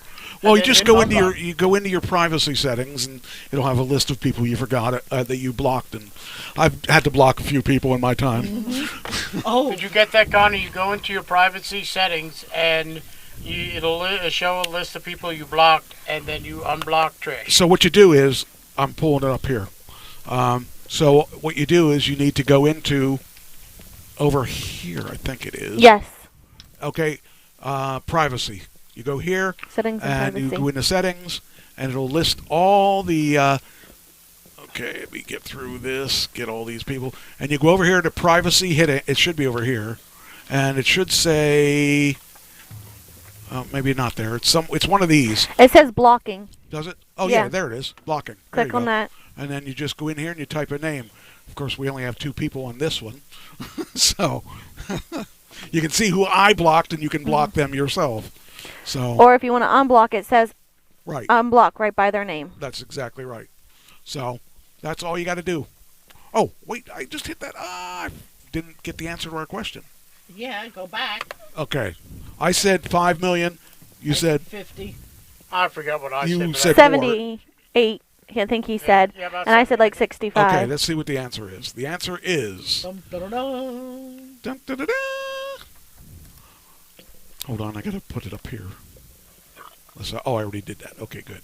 All right, let's see what the answer is. The answer is. What was the answer? How much did she make from I Love Lucy? That's just I Love Lucy, though. I want. Right. She also went on to do different other. Damn it! What's going on here? What is? Okay.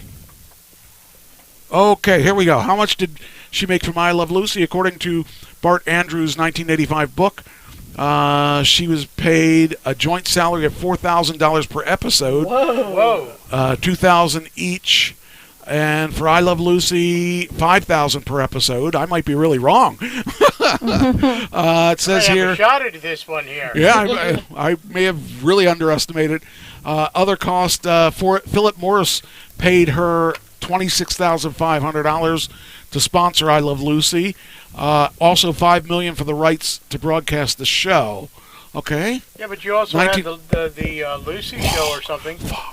Wow. In 1953, after the birth of Ball and Arnaz's second child, Desi Jr., the couple signed an $8 million contract with Morris for another 100 episodes and a production budget of $40,000 to $50,000 per week.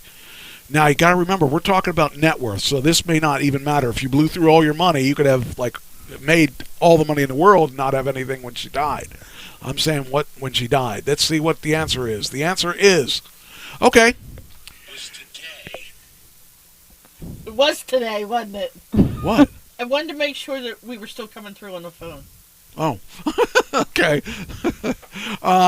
Okay, Lucille Ball had a net worth of $40 million. I think you were close. I said 50, yep. Yeah, because... Hey, I went a little high. I mean, because I was considering... I mean, she did well, do... you kind of won, too, because it's equal to $80 million today. Right. Hi, sweetheart. But because she also had those after I Love Lucy, she did the Lucy Ball show. Yep. And then there was one other one I think that went off of that. She was also. They also had Desi Lou Productions. Which made I Love Lucy, The Lucy Show, Untouchables, Mission Impossible, and Star Trek. Yes. Yeah. So I have her container. That's what I'm saying. So that's what I was basically going off of. That and I think there was a factor that. Little Ricky on the show was not their child in real life. I think was that's not Desi Arnaz Jr. I think Didn't you're it start wrong. out as him, and then He as started. he got older? I think that there was a couple episodes that he did, but the one original one that started playing the drums and everything was not Desi Arnaz Jr. Even though they called him, Yeah, Little Ricky. Okay. He was not. He was I not think- actually I- their. I know he was in later years. He was. In I don't later, know. Yes. Yes. And so anyway, so you two won, sort of. That's the way we do it, huh, honey? I'll tell you. I need to not second guess guess myself anymore. What were you gonna say? I don't know, but like, Price is Right me. She's No. doing what I used to do, Michael. Is start second guess myself, and then just finally just say, you know what, throw out a number there, and then if so far tonight it's been right, I guess. The first one. Hell, Trust your gut instinct. That's a gift.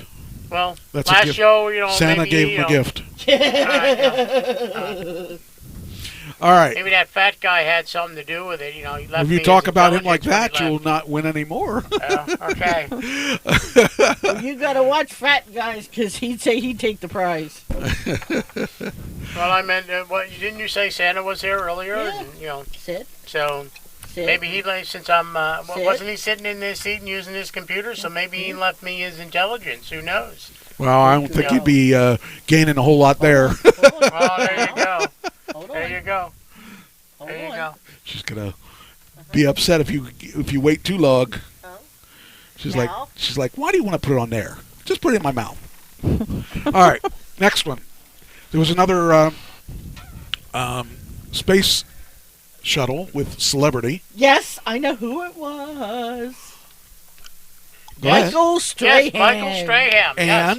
And he's back. No, and And what was it? the daughter of Yeah, the Neil first Armstrong, astronaut. first astronaut. Yes. Yeah, Neil Armstrong's daughter. Was it Neil Armstrong's or was it shoot, I forget who. Wait, hold on. Alan Shepard. Shepard, yeah, that's what I Alan thought. Shepard. I thought you were wrong. I was pretty sure you were wrong. That's why. I just knew it was an astronaut. Yeah. I think it's kind of cool. They got a free ride because I mean, most of the people that want to go for a ride actually have to pay like $20 million. Yeah, didn't Shatner have to pay? Shatner did not have to pay. Oh. He got a free ride. So, did I just do this? I don't know if I did this or not. I think I did. No, I didn't. Okay. is she on a phone or tablet? She's on her, probably her phone. Okay. Okay. So, that's kind of cool. However, they're kind of cheating. You know why they're cheating? Because they didn't take you? No. Oh.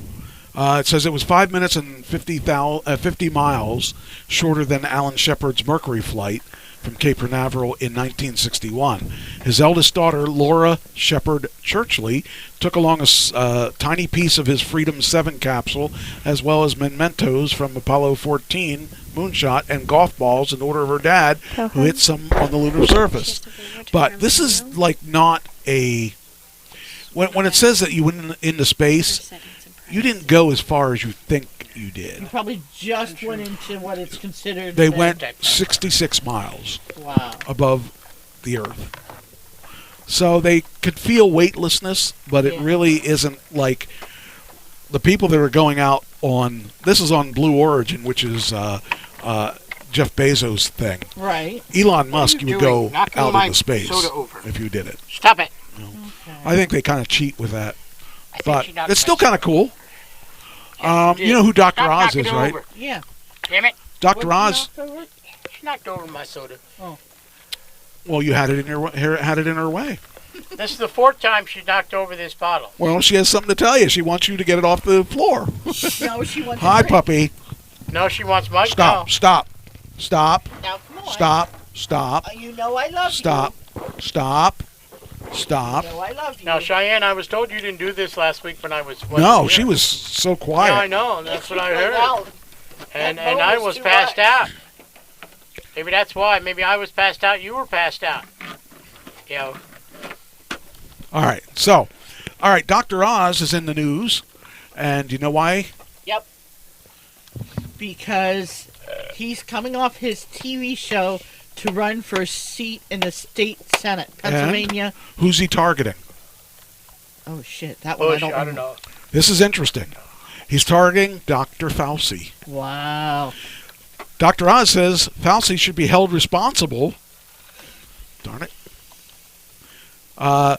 Should be held accountable and suggests he should resign after misleading Americans on COVID.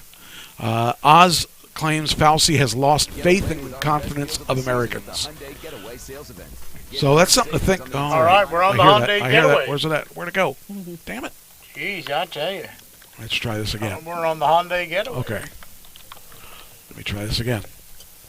All right.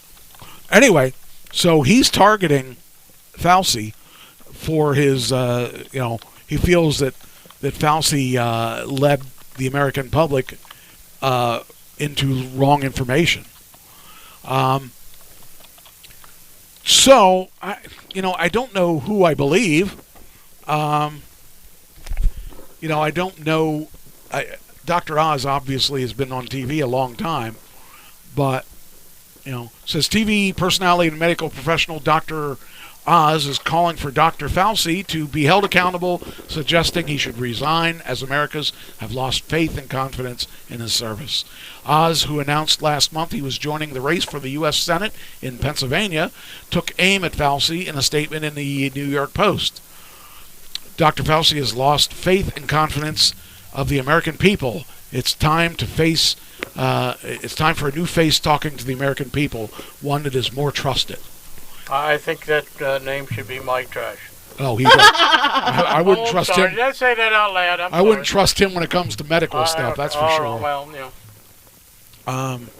So Fauci, who leads the National Institute of Allergy and Infectious Diseases, faced immense scrutiny from the American people after he shifted positions and contradicted himself in a number of guidelines, including the usage of face masks and the threat of COVID-19 in America. I don't know. Maybe he did. Maybe he didn't. I think someone's looking for more. Of course. Mm-hmm. Yeah. She's licking her lips, looking straight at you. So the next one is a possible death that was not as a result of COVID.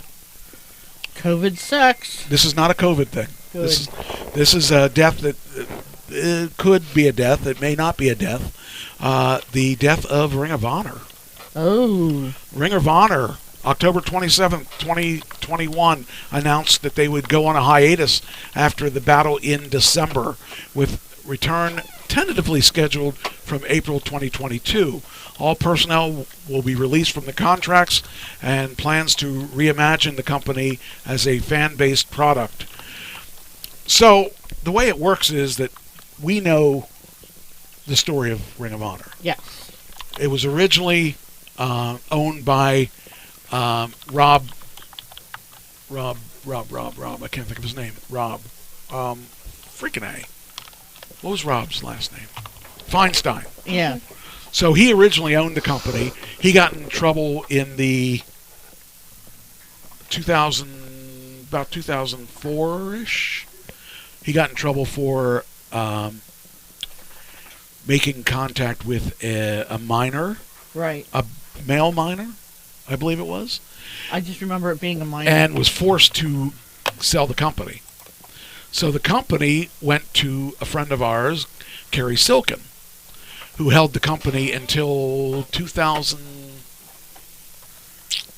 I'm going to say 2008. Yeah. 14-year-old boy. Yeah. And then I believe it was 2000. It was either 2011 or 2008 that Carrie sold the company, and Carrie sold it to Sinclair, and so Sinclair's had it for ever since then. And Sinclair basically, the way I understand it, they're not making the kind of money. They mismanaged the company, and according to this article, chronic mismanagement spelled the demise of Ring of Honor as we know it. The pioneering wrestling company isn't dead, but Sinclair's mistakes prevented it from reaching its full potential. This is when I was deeply involved in wrestling, this was the place everybody wanted to go. Yes. Because that's where CM Punk came from. That's where Bryan Danielson came from, or Daniel Bryanson, or whatever. Bryan Danielson. Bryan Danielson, his real name is Daniel Bryan. Right. Or whatever. Yeah. Whatever the reverse is. I don't know. Anyway, it says, what's that have to do with it? AEW aired a fantastic live edition of Dynamite on Wednesday in Boston, and actually, we saw Jay Lethal.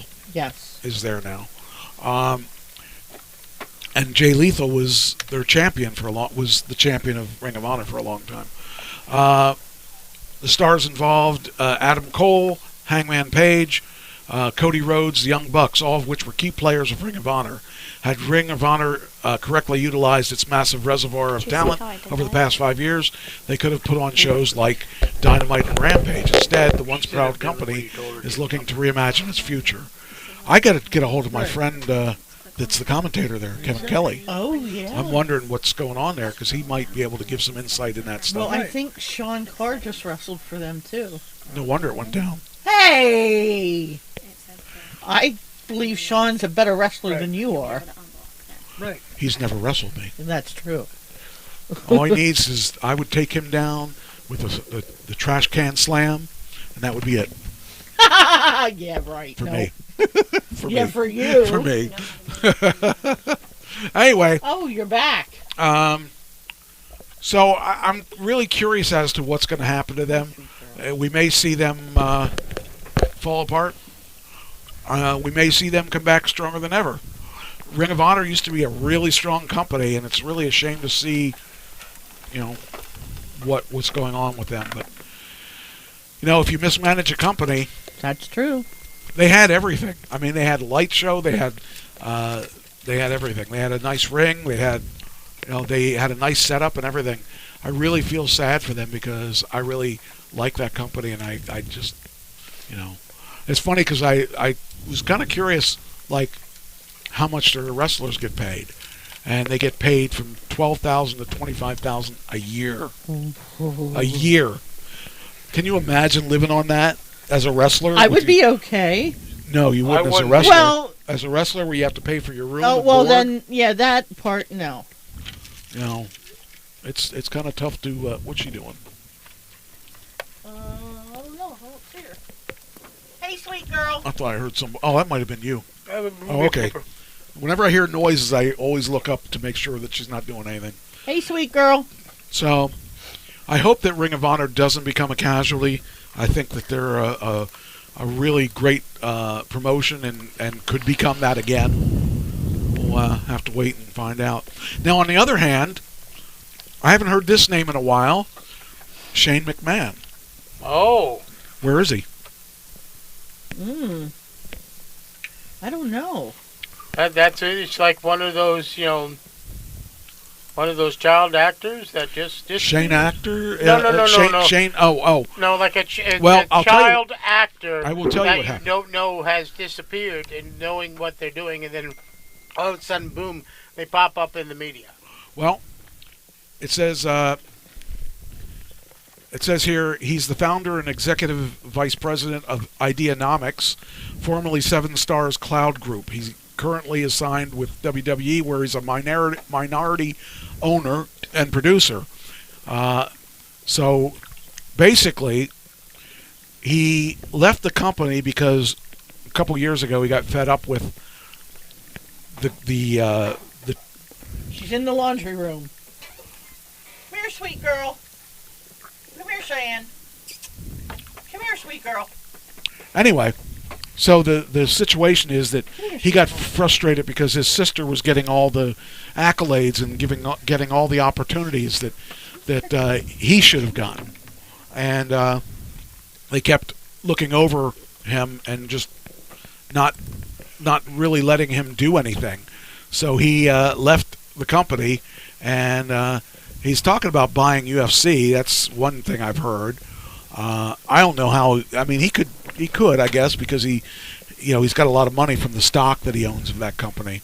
So I don't know. I don't know if this is any relation to this group of McMahons or not, But a famous person that we know, Diamond Dallas Page, just recently got married to Paige McMahon. So now she is Paige Page. All right. It was done as a surprise wedding and engagement. Paige McMahon. Yeah. Someone agrees with me. Huh? I just got another post or comment on my post.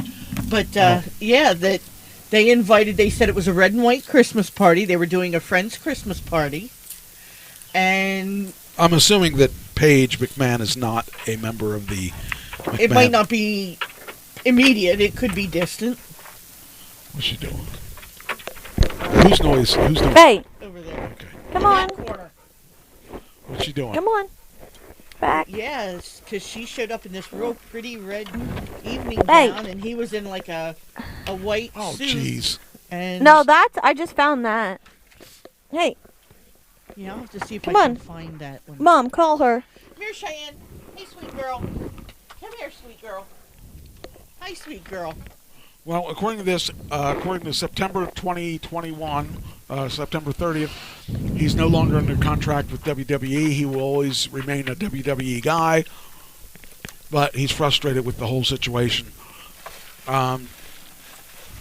He's gotten the Ideanomics that I told you about. The thing is, the guy, Shane's like, does he still work for the WWE? No. No longer part of the company. Is he a part of AWE? No. Is he, let's see, where is it? There was something here that said how much money he got, or how much money, what his net worth is. It's unbelievable. Wow. If I had that kind of money, I wouldn't work anymore. He's got tons of money. Why is he sitting down? He was on his knee proposing. Oh, okay. Well, congratulations to him. Hey. Hi. What is she doing? Nothing. She should. Oh, hey. What are you doing? I'm not letting her in anything. Anyway, so he's rumored to have well, Ideanomics. Okay, Ideanomics is a company involved with electric vehicle and hydrogen fuel industry. So, you know, he won't go wrong with that industry. But, you know, that's the it's really strange to think about him not being involved in WWE, but you know, it says here, what is okay, so how much do you think he's worth? Now, keep in mind that WWE is worth a couple $1 billion. So how much do you think You got two Shane phones there McMahon and you choose not to is do worth? it. Choose everything else.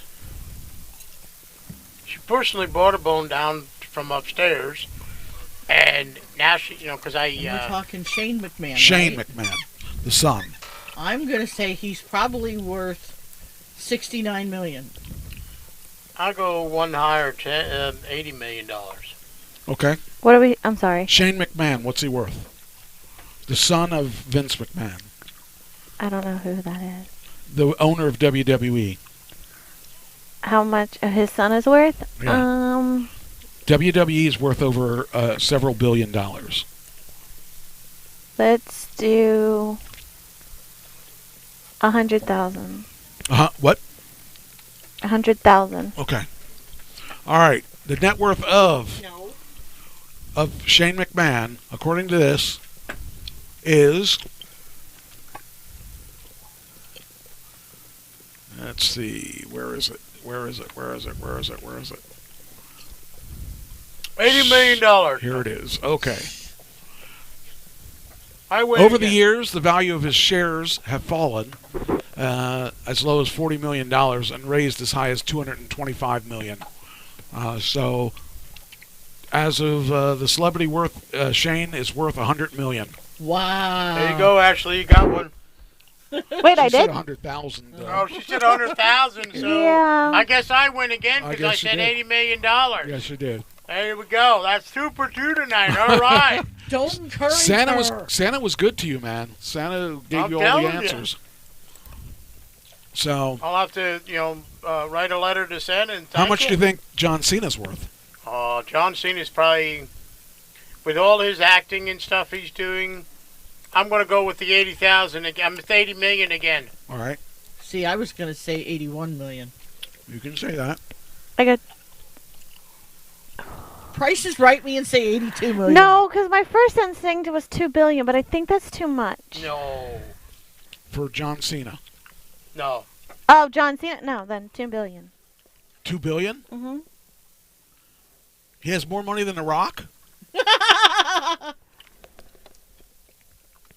Ashley, I'm giving you one last chance to change it. I think Ashley, just she's Price in left is Right field me. tonight. Okay, what'd you say then? You said what? I said 80 million. I said 81. 82. The answer is 60 million. I win again. Okay, next Roman Reigns, who's the champion of 3-4-3 tonight. champion of SmackDown, the Universal Champion. How much is he worth?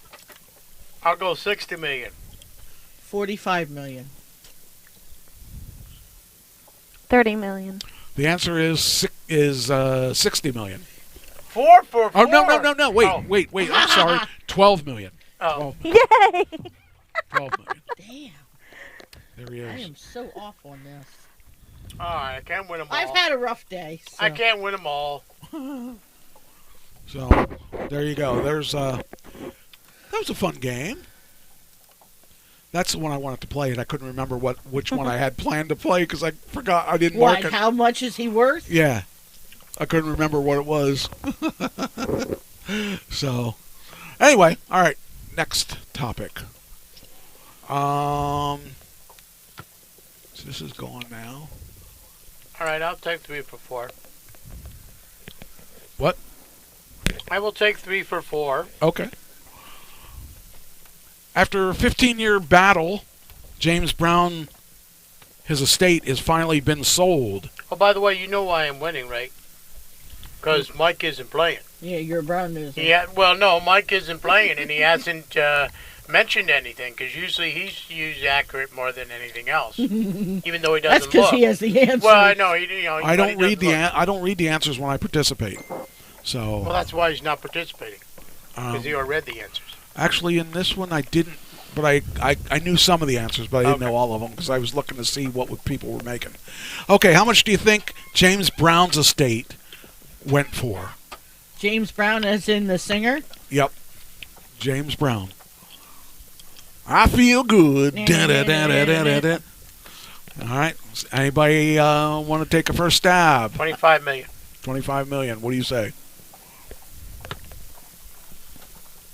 I'm going to say 2 billion. $2 billion. Okay.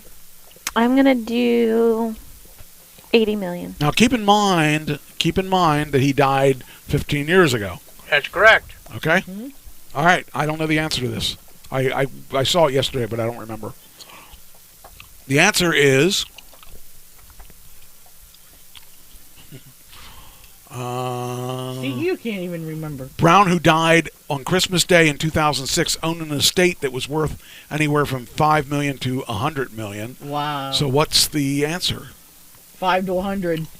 That's a big stretch. We got to have an answer that's a little better than that. I should say 25 million in my win. Well, I need it more accurate than that. Let's ask Google. Because that didn't give me an answer. Hey, Alexa. I have right here. How much is James 90 Brown million. worth? $90 million. James Brown was worth an estimated $100 million US. What'd you say? I think I said 25 I said million. 80. I said 80 million. Yeah, because I said 2 billion. Okay, so you won. All right. Mm-hmm. All right. I couldn't remember because I didn't think of asking her.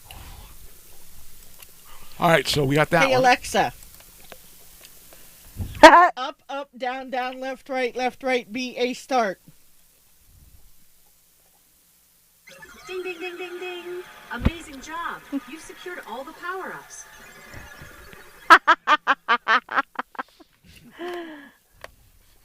All right. We've been having fun with that. All right, next. Congratulations. You won something. Yeah, I know. I've been called a nerd. I've been called a cheater. I've been called or said she's been getting dizzy. Did we talk about William Shatner coming to? No, we were going to and ran out of time. All right, William Shatner is coming. Is it coming or came? I'm sure he has kids here. He came. William Shatner was supposed to come to town to watch the. Which one was it? The Khan one? Yeah, the Wrath of Khan. Star Trek II: The Wrath of Khan in York, Pennsylvania. Mm-hmm. That was the date of March. Oh, okay, it's coming. March 4th. Tickets are $55, $65, and $85 with a limited number of VIP tickets for $100. The VIP tickets include a post-show photo opportunity with Shatner. And so that's kind of cool. You know, I would pay $100 to see Shatner in real. I'd love to. I wish I could pick his brain. I would love to know what goes on in his head, because he was. I mean, he's done so much stuff. That'd be someone interesting to have on the show. That would be interesting. Yes, I would love to. I would definitely put him on my top list of people to talk to. I'd like to know more than just about Star Trek. I'd like to know about T.J. Hooker. I'd like to know about his wife that died. I'm sure he doesn't want to talk about it because it was alleged that he could have saved her, but who knows? Sharon Chambers says, "V Ask Tech." I don't know who she is. Yeah, I didn't understand that one. Oh, you saw that? Mm-hmm. Where'd you see that? On that? Yeah. Screen? Oh, okay. You didn't say anything to me. No, because I figured it was like a bot or something. Yeah, I don't know what it is. I'm so very high on being in the chat, it don't matter. Well, this is the YouTube chat, honey. Okay. We had a bunch of people in the chat room, but they're down. It's down to a few people. We had a bunch of people though. Well, evidently, only one person's on Facebook. Yeah, now. Yeah. Well, I mean, how can it be? Because you're in there, and you're in there. That's what I'm and you're saying. I'm not in there. I had to restart my computer. Oh, okay. All right. Well, all right. Next.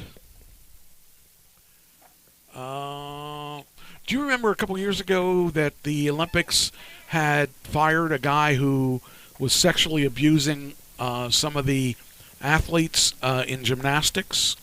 This was probably the last Olympics, so it probably was at least 4 years ago. Okay. Nasser was the guy's name.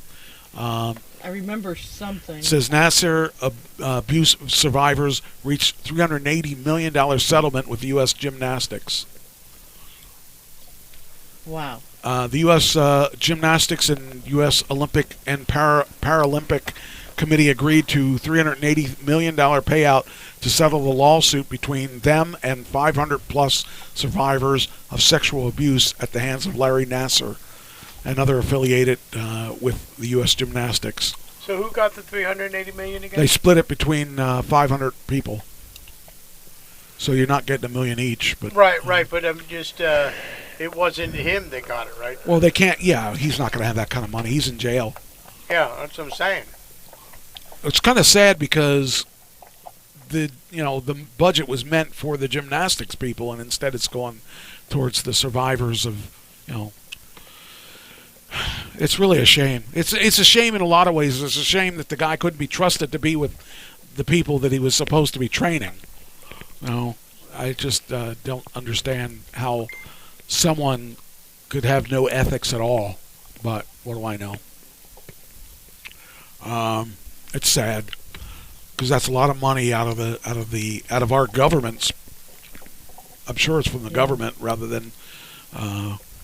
Unless they had some kind of insurance that would cover that, I wouldn't think so.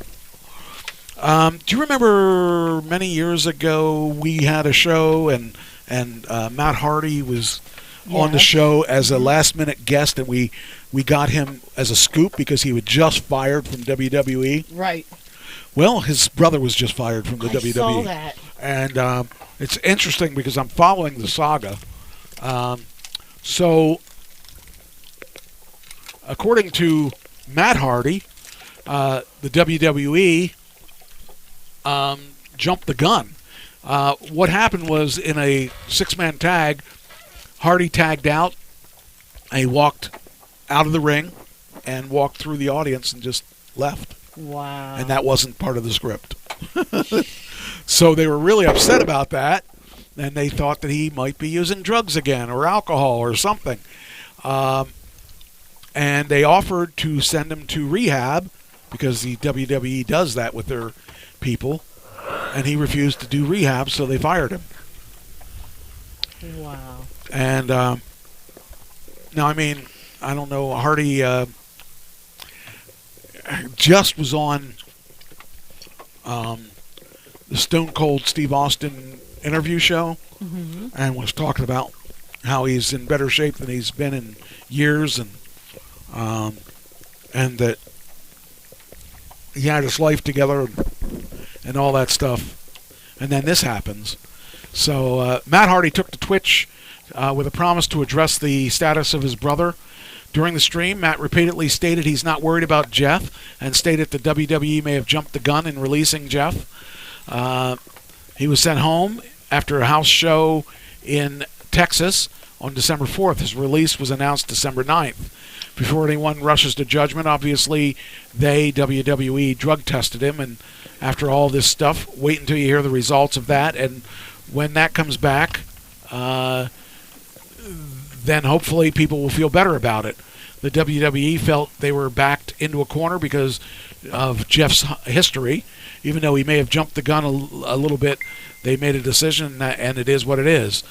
Matt said that WWE asked Jeff to go to rehab, and Jeff refused because he didn't think he needed to go. And I don't think he does either. Also on the stream, Matt and Reby Hardy said that they have both talked to Jeff about starting a Twitch channel and doing music and art streams, because he does music on the side, and I'm told he's a pretty good musician, and he does art and stuff like that. Matt said that Jeff was excited to start a cameo video messages, and would do more like Final Deletion style matches together. So in 90 days, we may end up seeing a reunited Hardy Boys.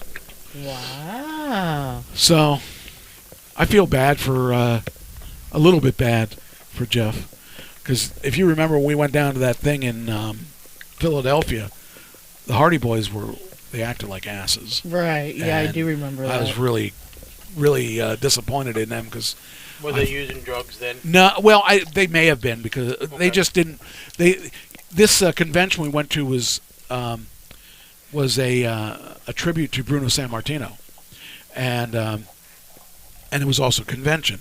So they had like they had their own tables and stuff, and you could get autographs from all the old timers. I mean, there were so many old timers there. It was awesome, and they were there like they didn't want to be there.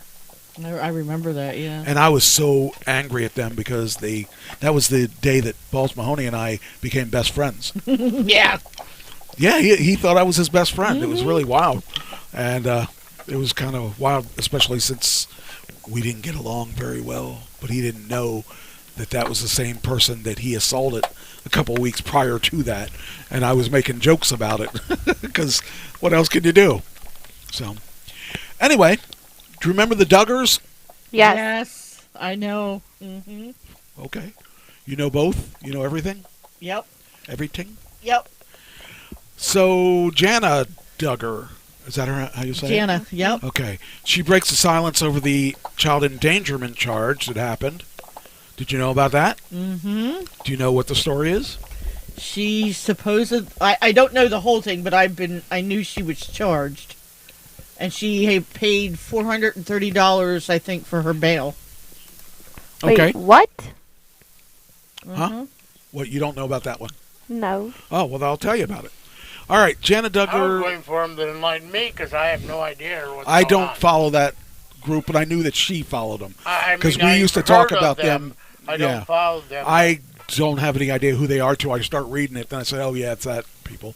Anyway. Jana Duggar opened up about about this on September 10th citation about child endangerment charges. I was babysitting a few months ago when one of the children wandered outside alone. A passerby saw the child and called the police. This resulted in a citation, and as well as a follow-up with child welfare, who concluded that it was an accident and the child was unharmed. This kind of thing could happen. I mean, I know someone it happened to as well. It could happen to and anybody. It could, because if you're not looking and the kid walks out the door, or the pet entrance, if you have a pet entrance or whatever, they recognized it was a case of child slipping out of the house. When you turn your back for a moment, it all happened so quickly, and it was scary. I'm grateful for the law enforcement and for those who protect and serve our community, according to Jana. Is that how it's pronounced, Jana? Jana. Mm-hmm. Okay. So apparently it was blown out of proportion by the media, You're as back you'd again. expect. Yep, Yeah. she is the oldest girl. The question is, Duggar. what are you into? And her brother is a twin. Who's her brother? Okay, it goes Josh, Jana, John David. John David, okay. The 19 kids and counting alum pleaded not guilty, and her next court date is January 10th. So, I mean, I never watched any of those shows. Those kind of shows are bizarre, having that many kids. Last week, her older brother Josh was found guilty on child pornography charges. Mm-hmm. Wow, what a winner that guy is. Oh, I know. You know, I guess I think I've told this story before. My older brother, when he was younger, not much young, well, obviously younger because he's been dead for how many years? He's been dead for 10 years almost. When he was in his 30s, used to download child pornography. Wow. And before that even he did, and I was like, why, what are you doing? This kind of stuff. I don't want that on my system. I mean, but he always said, oh, well, they're 18. They're not 18. Those girls were not 18. Those were lucky if they were 8. And I lost a lot of respect for him. So, Wow. well, I didn't have much respect for him anyway, but you know, there was just things that I just don't understand what somebody gets off on that. I mean, I like my women over 18. Legal. Yes, over 18. Which I am. And not related to anybody. Actually, their 30s are good. I like women over 30. Oh, boy. Yeah. What? Can't be related. She's not related to me. No, but she is to me. Then you can't date her. Makes it easy. Well, I guess, going in with the joke, I guess she's not related to me either. Oh. I thought she was a stepfather. I mean, She's not related. She's a stepdaughter, so don't even go there. Not related. I didn't know you were looking at her. I didn't. I was going to say. Going with the joke, Michael. I was going to say, stay away from my girlfriend. You too. All I said was stay away with, going with the joke. That's all I said. Christine. I'm joking. Yeah, you got to make. But she is over 30. I mean, I hope Christine's over 30. yeah, Christine's over 30. And coming home soon. Yay! I think they said she should be home. She might be home by the end of the week, actually. Oh, at least she'll be home for Christmas. I was told that she could be home in 2 days. Nice. So, I hope so. I really hope for her. I mean, she's been through a nightmare of stuff. Oh, I felt really... So at least we know where Michael will be in 2 days. Well, no, it's more importantly, we know that COVID doesn't kill everybody. Yeah, well, it didn't kill me, and it had... Yeah, I think I had it, if you remember, I still think I had it in January of 2020. Yeah, I bet. Because I really, I've never been hit that hard. I have never, ever been hit that hard by anything that knocked me that bad that I actually said, okay, God, take me. Because I really thought I was done. I really did seriously think that was it. And I thought, I'd be reunited with Pam, and that's not so bad. And I actually logically I was okay with it. I was like, I just didn't want to fight now, it. the one question that you have been like going over. I remember like you were worried about it after Pam died, and you started, to think clearly somewhat, and you kept telling me, I gotta do this, I gotta do this. Well, then you got away from doing it, and then when your mom, when Buddy died and your mom died and Ken died, did you ever get your will straightened out that you wanted to get done? No. The next story we have I is... didn't think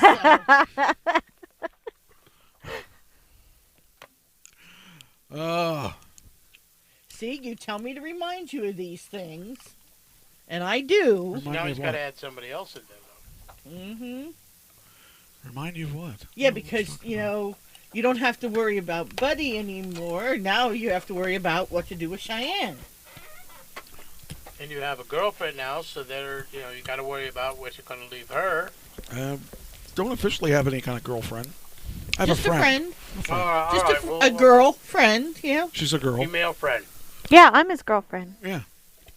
I thought Cheyenne was your girlfriend. Well, I believe in polygamy. Okay. Oh, Cheyenne, you're so lucky. She sleeps with me every once in a while. Every once in a while. Well, I mean, she has her own room. That's now the piano room is no more. It's Cheyenne's room. Okay.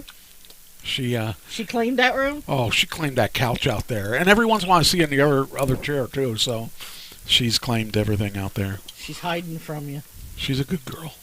Most of the time. I was going to say most of the time. Most of the time. All right, next. We're going to wrap this stuff up here and start another game, I think, starting soon.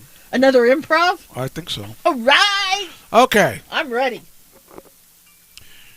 Jeez, the most excited seen you excited during sex. Yeah, seriously. Hey, if I don't stay excited like this, I'm going to cry, so let me alone. All right, you know what icing is, right? And I don't mean with a cake. Oh. Is that where they throw ice at somebody? Oh, no, that's in hockey. Where they shoot the puck down the ice. You know what it is because you've been there. Do you know what it is? No, I do not. Do you know what it is? What is it? Icing? Icing. And not the frosting on a cake. So when they go to like make a field goal and then the other team calls a timeout? Nope. That is icing, though. It has to do with electric cars. Mm-hmm. When it's cold outside and your car All right, freezes? let me tell you what it is. So a lot of people, especially in Europe, but it happens here too, there's charging stations for Teslas, obviously. For people that own a Tesla, you have to get your energy from somewhere. So they have these charging stations. Well, what happens is people decide they want to park right next to you. They want to park. I thought this one in had front of you. Wait a minute. Let me see if I have a. I don't have. Right there. So, well, I wanted to show a scene of someone parking. They would park sideways across there so you can't charge. There are people that are idiots. People that just call them what they are, Michael. Assholes. Well, is she still here? No, she's been off. There are assholes that don't like electric cars, and what they'll do is they'll do anything to block you from charging. But wait a minute. If you're already in a spot charging, how can they stop the charging? Well, they can't, but they can block you before from leaving. They can block you. They can run their car. They park sideways in the spots. They park halfway through, so they'll take two spaces so you can't get in, or they'll put. Let me show you if I can. Are these non-electric cars that you're doing? Yes, they're diesel.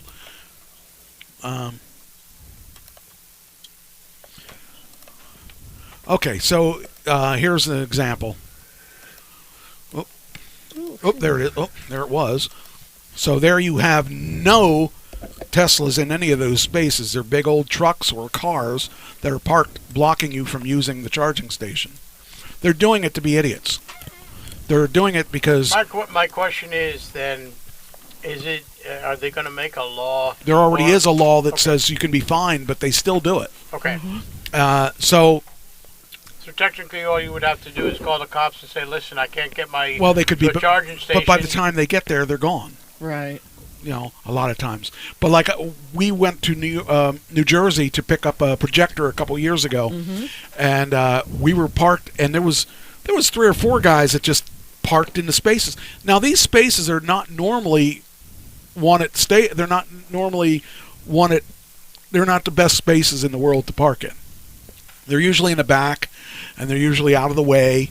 And the people that want to get in and out of the convenience store would park to get in and out quickly.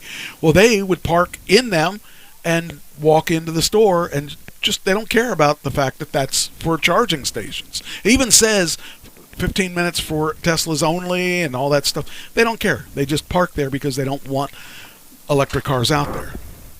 Can you usually fill up a Tesla in 15 minutes? Depending which Tesla you have, yes, you can. Well, not fill it up, but you can get 80%, which is all you want. And in the new Teslas, you can do quicker than that. The new ones, I can do 180 miles in 15 minutes. So, that depends on how fast the Tesla charges and everything. But, again, these people are blocking in so you can't get in there. I mean, obviously he's parked in a lane and a half, and here you go.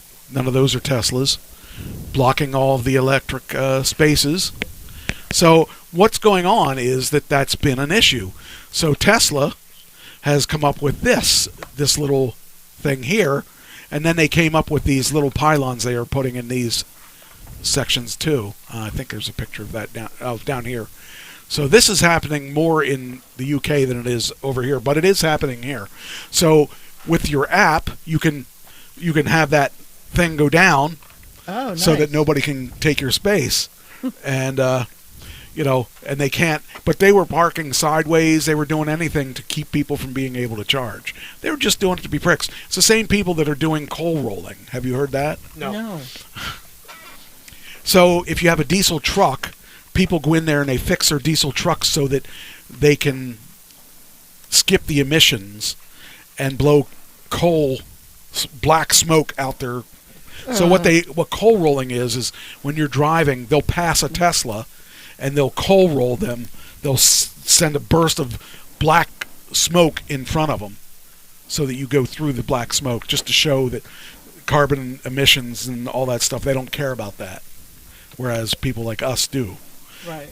We're trying to save the planet, and people like that are trying to blow up the planet. So anyway, they came up with this new thing that they put these little things in there that you can put down with your app.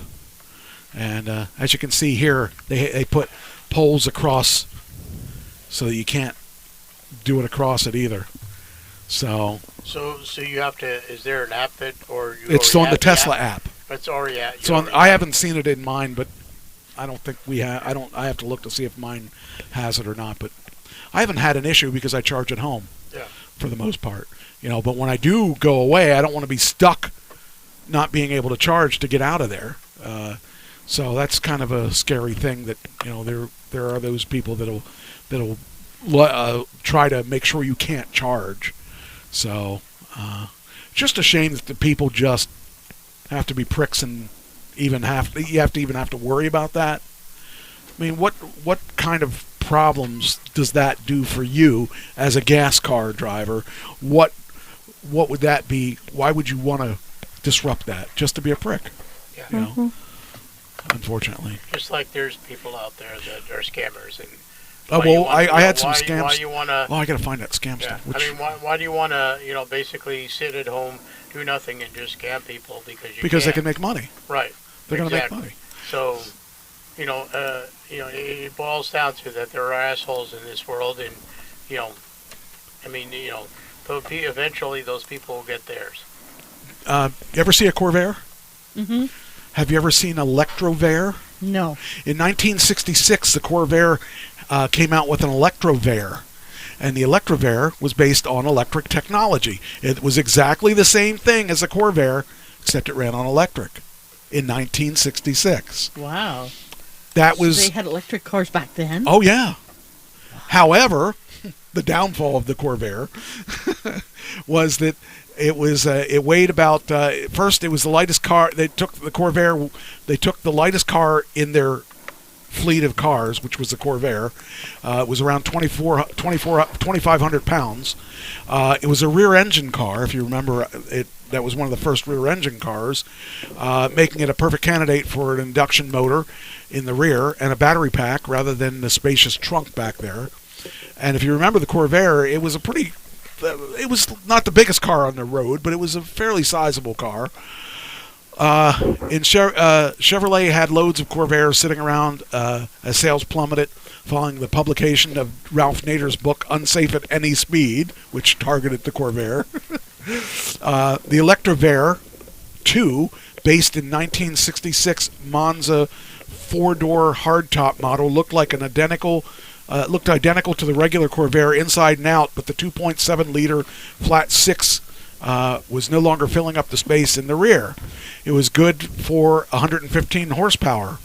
For reference, the gas-powered 1966 delivered 95 horsepower in the base spec and 140 horsepower in the range trimming top. The motor got its juice. Where'd it go? I hate when it shoves the page down. The motor got its juice from a 532-volt silver oxide battery pack mounted under the hood, which acted as the trunk on a regular Corvair, and the conversion added 1,000 pounds to the car, so that made it a full size, as heavy as a full size Impala. But that's still lighter than the Tesla Model S. The Tesla Model S tips the scales at 4,300 pounds. GM claimed that the electric Corvair needed around 16 seconds to hit 60 miles an hour. 0 to 60 in 16 seconds. It seemed slow at first, but the EV was actually on par with the base Corvette. It was, however, some 4 seconds slower than the 140 horsepower sedan. It topped out at 80 miles an hour, which was slower than the regular Corvair. It was good for 93 to 104, or 93 and 100 to 108 mile per hour, depending on the engine specs. The range, on the other hand, was limited. Now you got to think about it. Back then, you're using not lithium-ion batteries. You're using old, what are the other batteries? The car batteries. Well, they basically. But anyway, they were good for. Do you want to guess how many miles? I'm gonna say probably about 75,000. No. How many miles to a charge? 200. Okay. 150. 250. It'll do a range of 40 to 80 miles. Wow. On a full charge. So I guess I win by which was almost unusable range. So it said it was good after being. How many times do you think it was good to be charged? Probably about 10 times. 50. I would do 20. 20 times after that? You'd have to change your batteries, huh? 100 times. All of those are bad, by the way. Because you think, man, if you had that, if that's the best you could do back then, that's pretty bad. Now, if I'm not mistaken, the Nissan, was it Nissan? The one that had the, it's the electric, I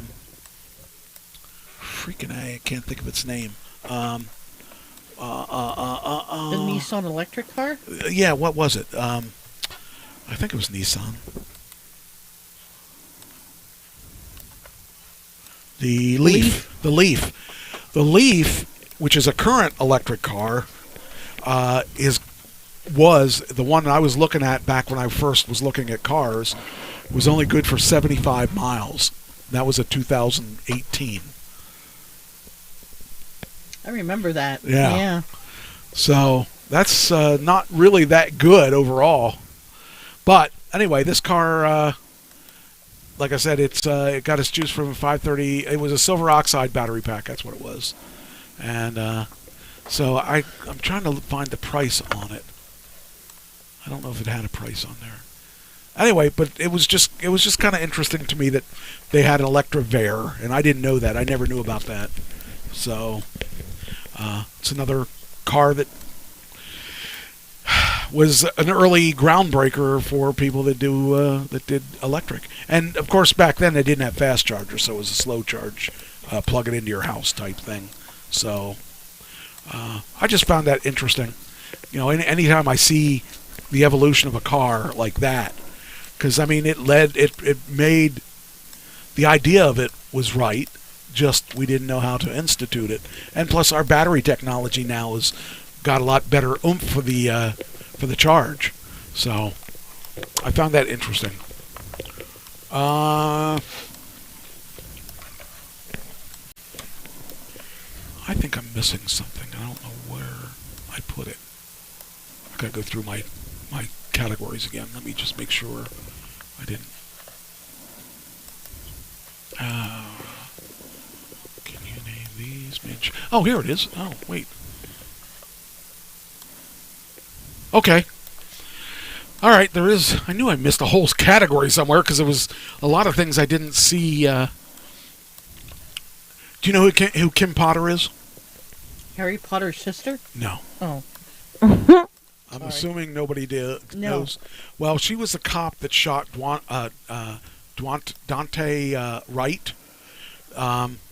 She thought she was tasering him. Oh, that one. Shot him. I Do you remember that. Yes. She's going to trial. She's going to trial now. I kind of feel bad for her because I don't think she really intended on shooting him. Just meant to taser him. Yeah, And but the thing of it is, though, you know, I mean, I understand people make mistakes and stuff like that, but if you're an officer and you have to know the difference. You know, I mean, obviously they have one on one side and one on the other side. You know, so did she make the mistake of pulling off the wrong side, or did she just, you know, that's the question. But I would ask. Here's the footage of the thing as it happened. Plus, don't they have like yellow or something or some kind of? Well, I mean, she was okay. So first off, what happened was her partner was at the door. Dante tried to take off. There were warrants for his arrest. He tried to take off and would have killed him. Would have killed the other officer if he had succeeded. So, that being said, the footage. Let's see if we can get this. 325, we got shots fired. Start more units, please. So, they're calling for more units. Units to Noble and 63rd. That's her screaming. Well, she killed him. Well, yeah. Yep. Are you okay?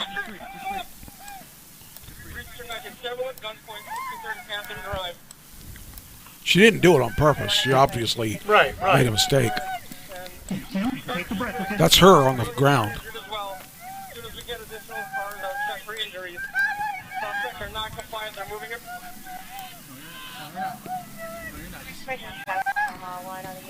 They'll probably let her off because Kim, it was. That guy was trying to take off an in the accident. car.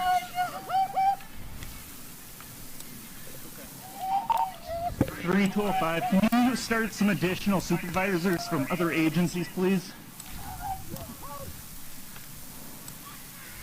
He's still. Yeah,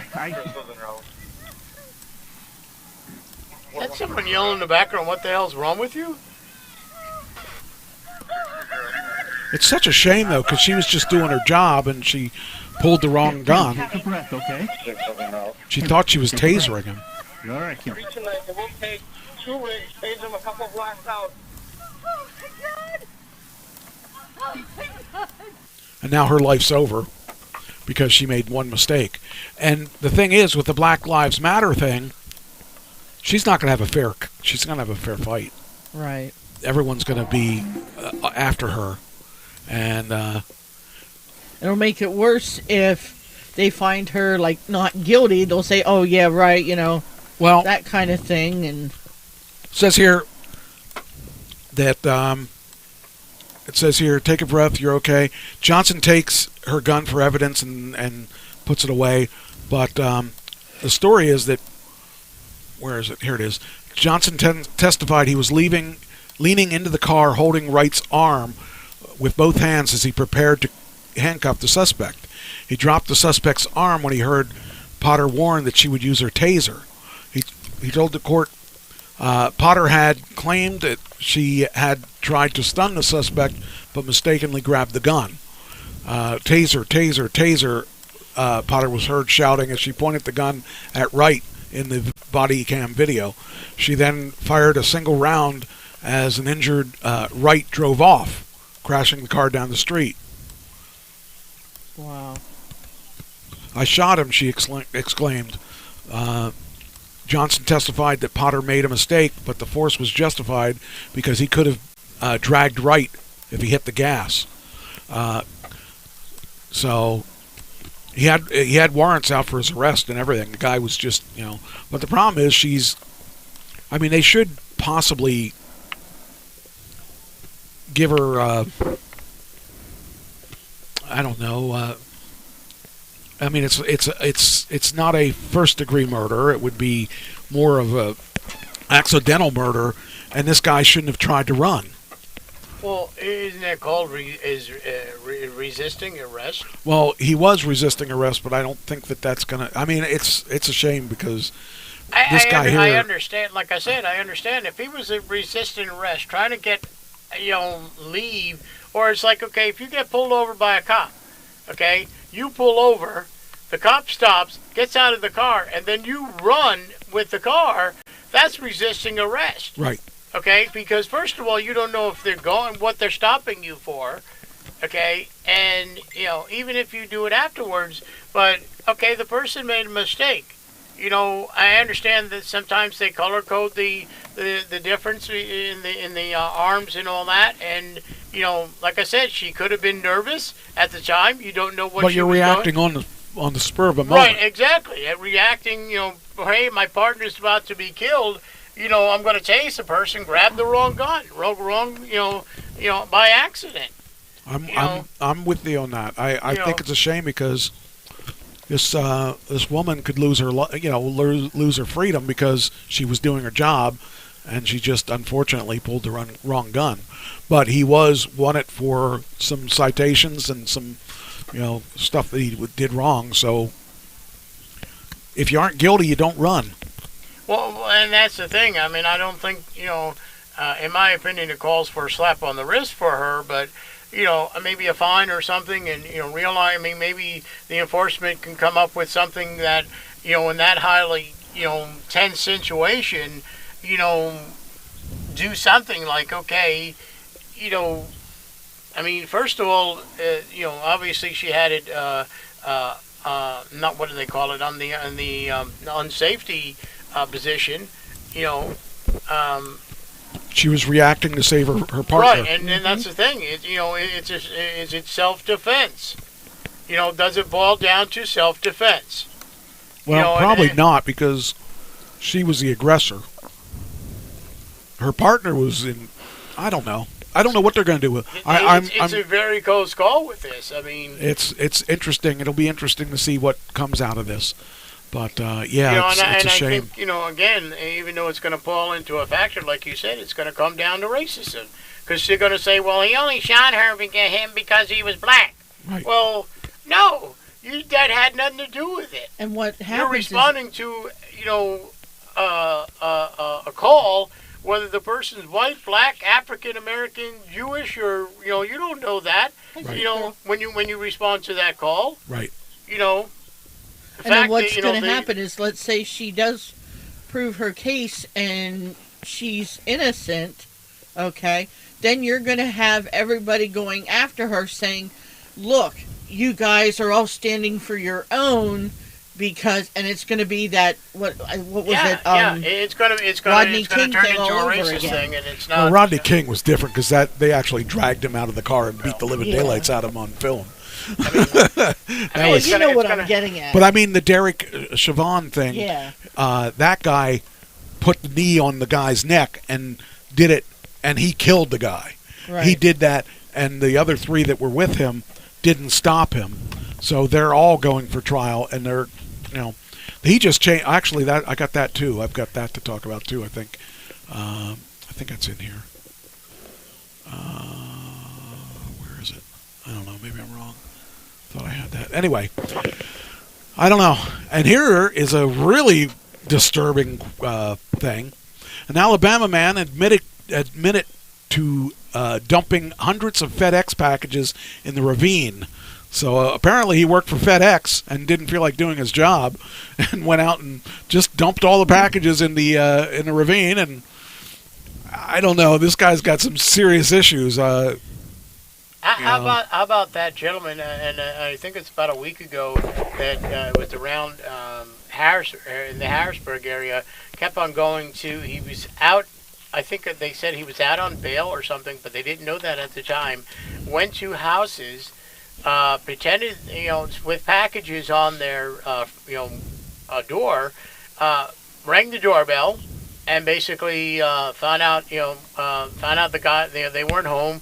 Walked away, came back, stole their packages, and it was funny because the one guy who they interviewed on the TV or the news said, "I hope he's happy with what he got. He got underwear and socks."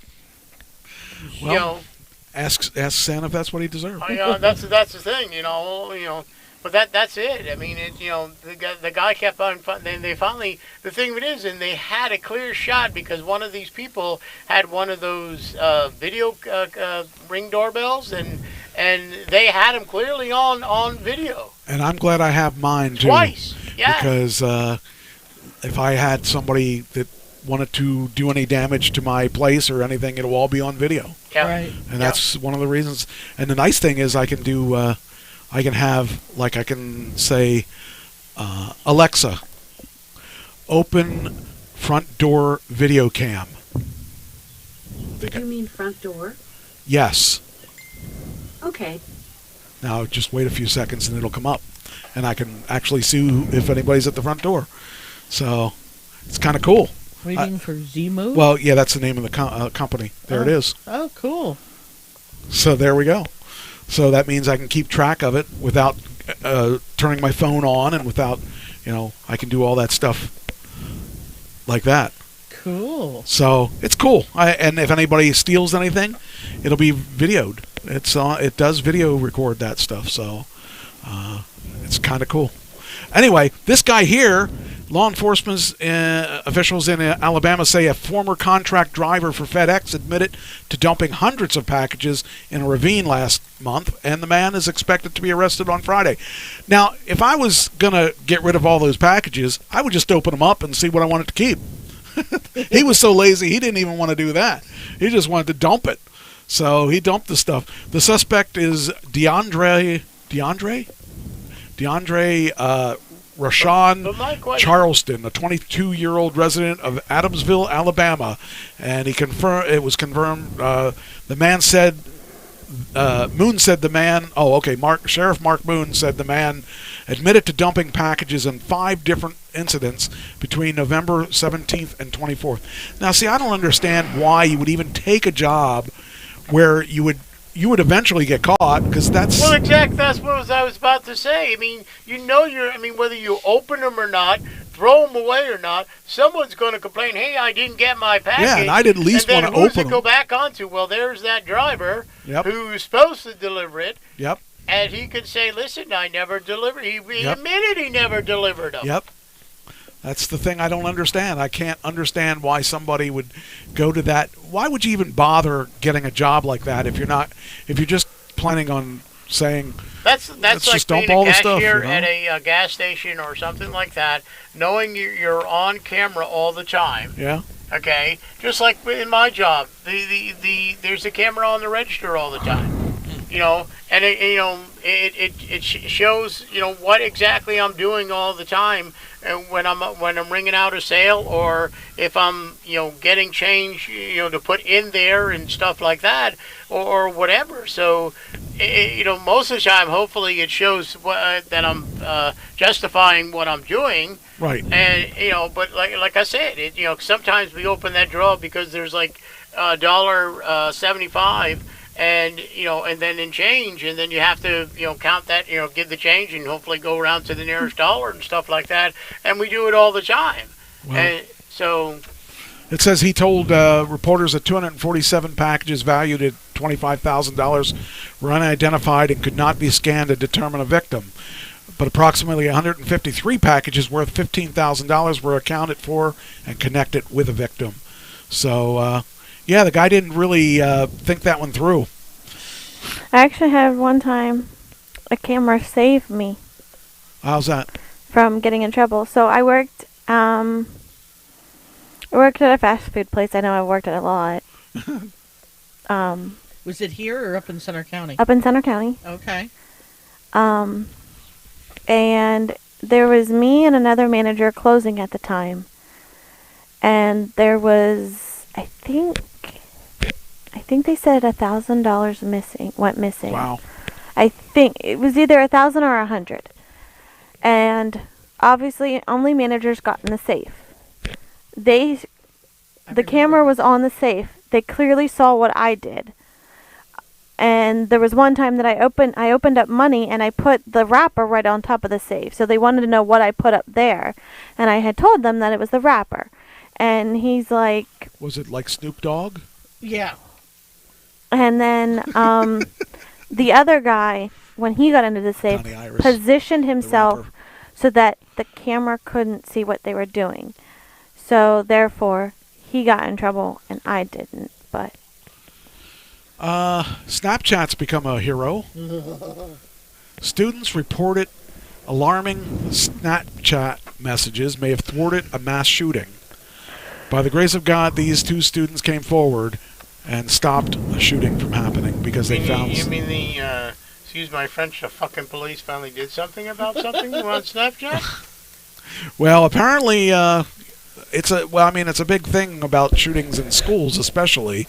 And these kids saved them from having another shooting in school.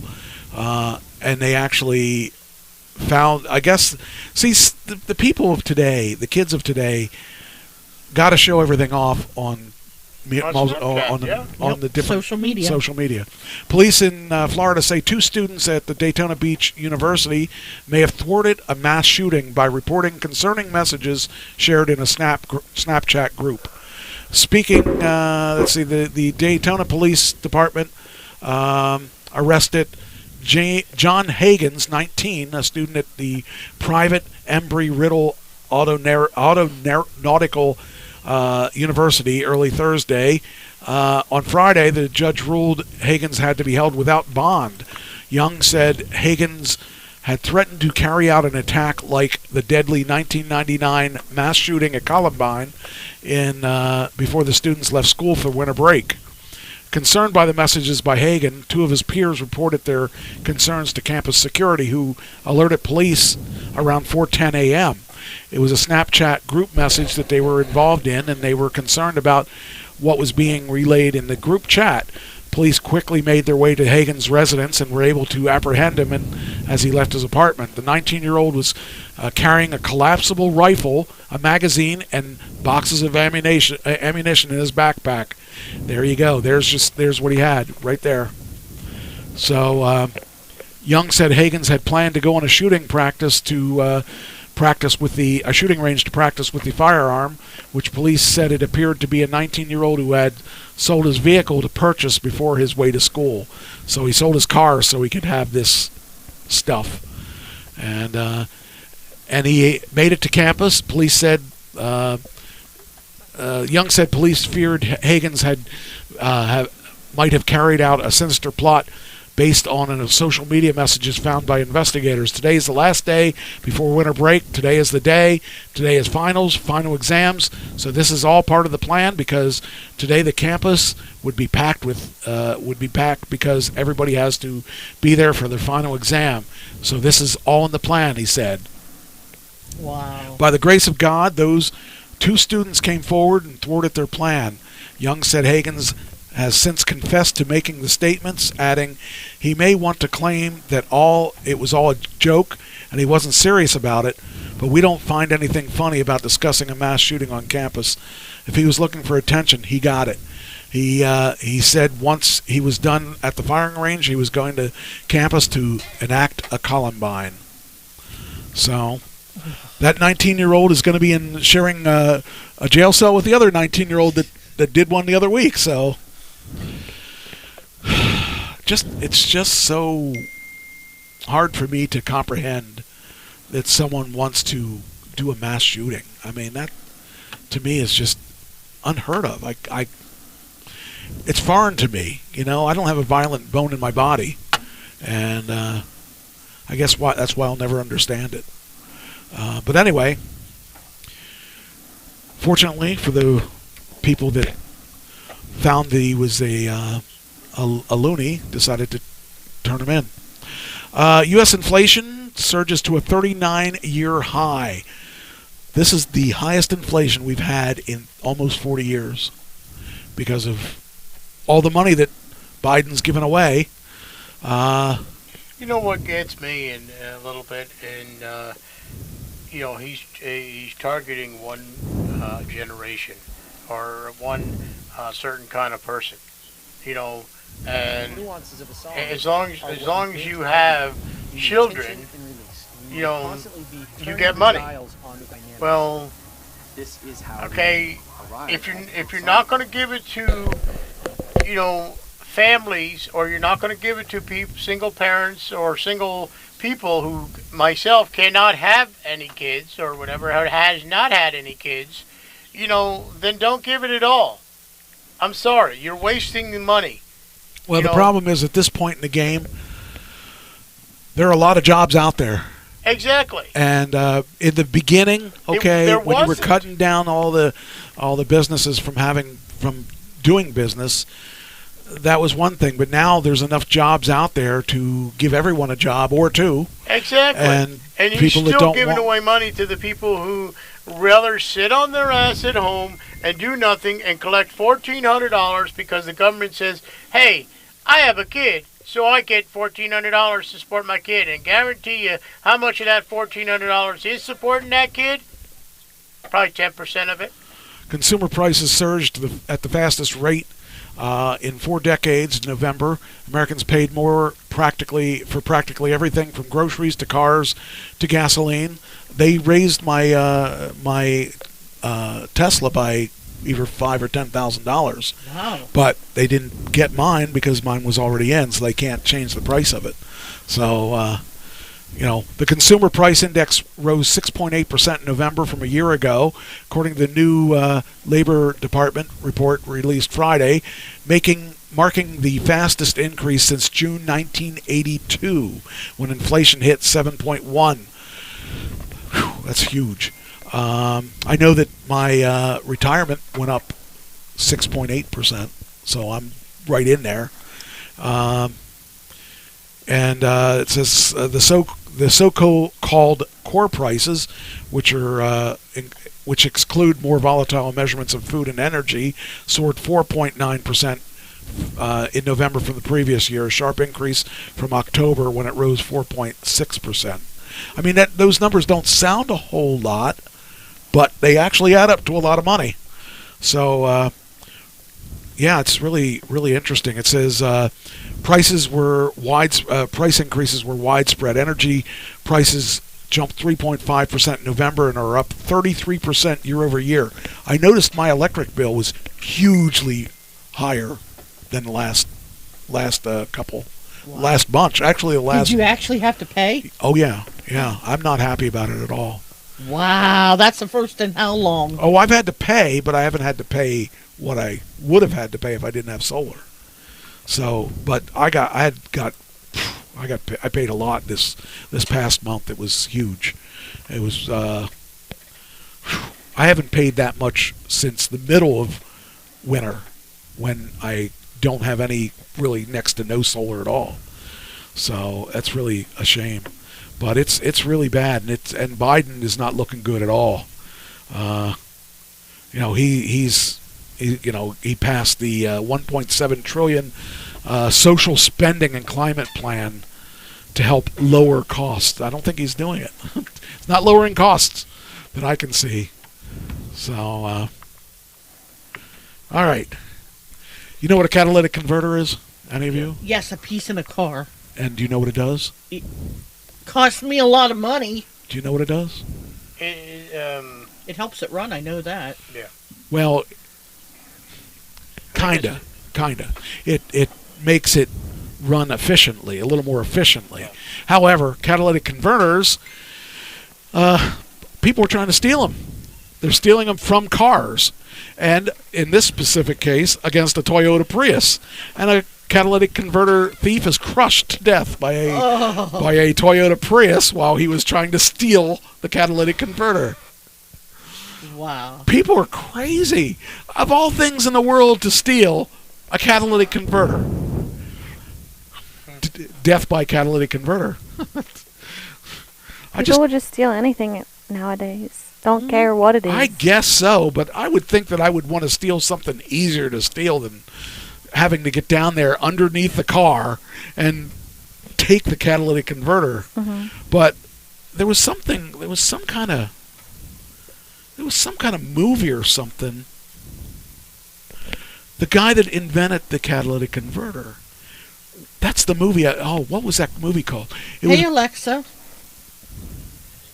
Who invented the catalytic converter? The catalytic converter prototypes were first designed in France at the end of the 19th century, when only a few thousand oil cars were on the roads. These prototypes had an inert material coated with platinum, iridium, and palladium, sealed into a double metallic cylinder. A few decades later, a catalytic converter was patented by Eugene Houdry, a French mechanical engineer and expert in catalytic oil refining, who moved to the United States in 1930. By the way, I have a routine you might like. I can tell you the weather when you dismiss your alarm. Do you want to try it? No.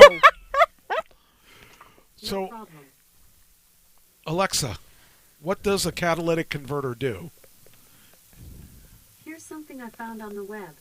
According to freepatentsonline.com, a catalytic converter is a device that uses a chemical catalyst to help convert various harmful emissions of the engine's exhaust into harmless, or less harmful, chemical compounds. There was a movie that I saw a year or two ago about the person that created the catalytic converter and how that nobody wanted to buy it because obviously it raised the cost of the car. And he finally ended up selling it to, I don't know if it was GM or whoever it was, but they made a ton of money once they actually did sell it because people wanted to have it, clean the air and stuff. So it was kind of interesting to see that movie. I can't remember the name of that movie, but it was a pretty good movie. So, but anyway, that person that decided he wanted to steal one didn't do that. I guess he got a life sentence out of it. He felt the weight of the world fall on him, yeah. Or at least the weight of a Prius. So what a way to die, though. If I'm going to die, I want to die by a big car falling on me, not a little car. Can we not talk about you dying right now, please? Well, I don't think either way that I'm going to get underneath either of these cars because I don't have a catalytic converter. You won't even change your own tire. No. I don't have any tires to change. Oh, yes, you do. I don't have any spares. So. Yeah, all you have to do is have, somebody that you really like stand out there as long as they look like that person's mother. Hey, I told him I'd do it myself. I didn't ask for help. Yeah, but you took it. No, wait a minute. I have to object. I object too. Because the one time I was with him and his tire blew. And who changed it? That's Darnell. not where I'm going. Darnell, No, that's not where I'm going. He knows where I'm going. I know he knows. Because I gave my can of inflate tire to someone else, and she never replaced it. Yeah, give me time. Long story short, I got a ride on a lap. She knew what was coming up. Lord help me. What? I'm over 18. We were going to the car place. I know. I had to secure her so she was not falling in case, because there was not a lot of room there. I've ridden in a tow truck with you, remember? Well, Ken was beside me, and she was... And remember, I've ridden in a tow truck with you. There were only two of us. I mean, three of us then. I know but that. There were, there were four of us here. I know. So, I was just taking care of your girl. I appreciate that. And she was happy. She was smiling the whole way. So. No, I just helped you get up there.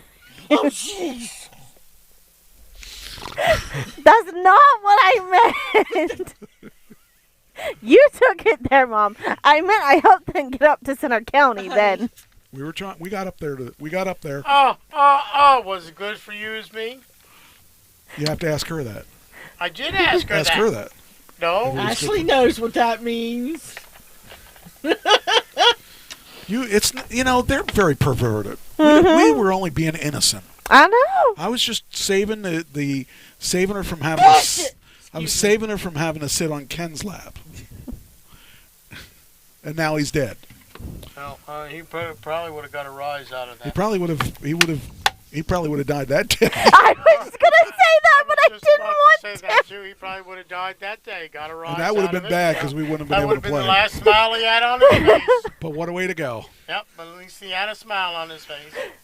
This one's from your mom. Mom, 48, stole her daughter's identity to start college. To date younger guys. What? That's Mother, how dare you? You didn't know He's older. You didn't even know you were going to college, did you? No. Man. And she ruined her daughter's home credit too. Such a shame. It's like you don't think of your own kids when this is going on. Mm-hmm. So weird. Missouri mama is facing jail time after she admitted to stealing her estranged daughter's identity. That's why she's from Missouri. Isn't that the Show Me State? Uh-huh. Oh, okay. I think it was at Michigan. Isn't that nice? He has the little cat ears, too. It says here, Missouri mama is facing jail time after she admitted to stealing her estranged daughter's identity in order to secure student loans and enroll in college and pursue her sexy co-ed fantasies. She was 48. Now, why would you think that her daughter, who is probably 20s, would be the same person as someone that's 48? I mean, I don't care. If she got a fake ID that said she was her daughter. I guess.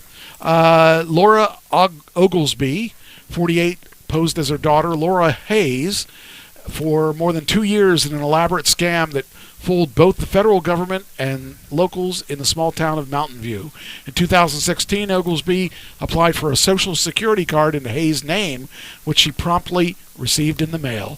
From that point, Oglesby, who originally hailed from Arkansas and was then 43, assumed her daughter's identity, saying her name was Lauren Hayes and that she was only 22. I'll tell you what, she's a pretty rough 22. Mm-hmm. She's a good 48 or whatever, 43. She's a good 43, but she's definitely a bad 22. There's the picture of the two. Wow. I'm guessing that's the real 22-year-old, and that's not the real 22-year-old. Connie would like you to check and see if she was able to unblock you. Okay. The fraudster even started seducing unsuspecting men in their 20s who had no idea that Oglesby was almost 2 decades older than she was. Everyone believed it. She even had boyfriends that believed she was 22. Oh, man. That's some makeup job, I guess. Disturbing videos or photos. There's no way I'd think if that's her. Well, if that's her, I would buy that was 22, but I think that's a 22-year-old. Oh, no, that is her in her 40s. Wow. All right. Well, maybe I could believe that. Wow, that's her, too. Huh. Wow. Wow. She had her own Snapchat account where she pretended to be Hayes and posed with many youthful filters over her face. She had completely adopted a younger lifestyle, clothing, makeup, and personality. She had completely assumed becoming a younger person in her early 20s. Oglesby moved in with a local couple, Avery and Wendy Parker, and apparently a pair of apparently kind strangers in Mountain View who believed she was a young woman running away from a domestic violence situation. Jeez. The manipulative mom told him her name was Lauren Hayes, and she went on to live with the Parkers for 2 years. During that time, Oglesby applied for a Missouri driver's license in her daughter's name before enrolling in Southwest Baptist University.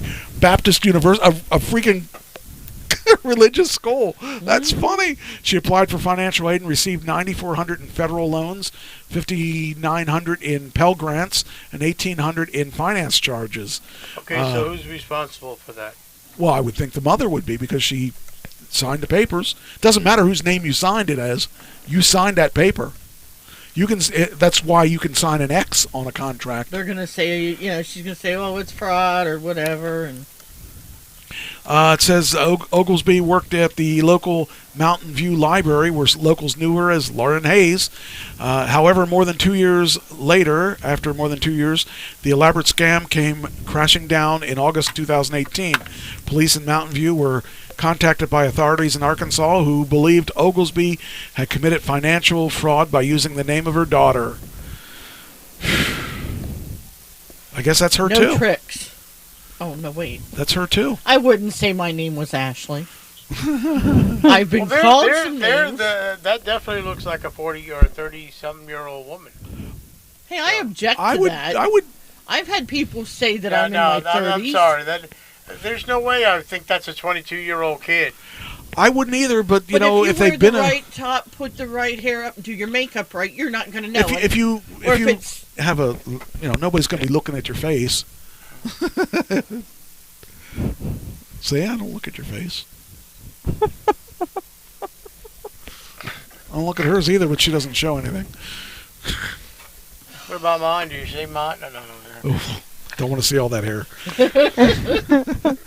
Recognizing the name, investigators approached Oglesby, who initially denied stealing her daughter's identity. However, it's reported that she subsequently broke down and admitted to the fraud.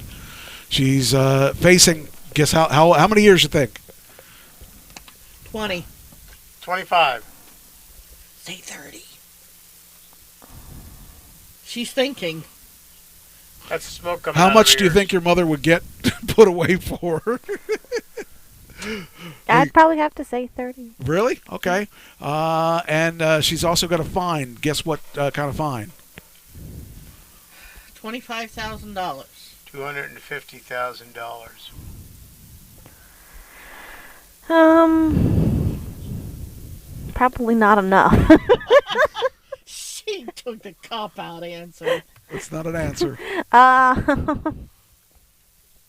Let's see.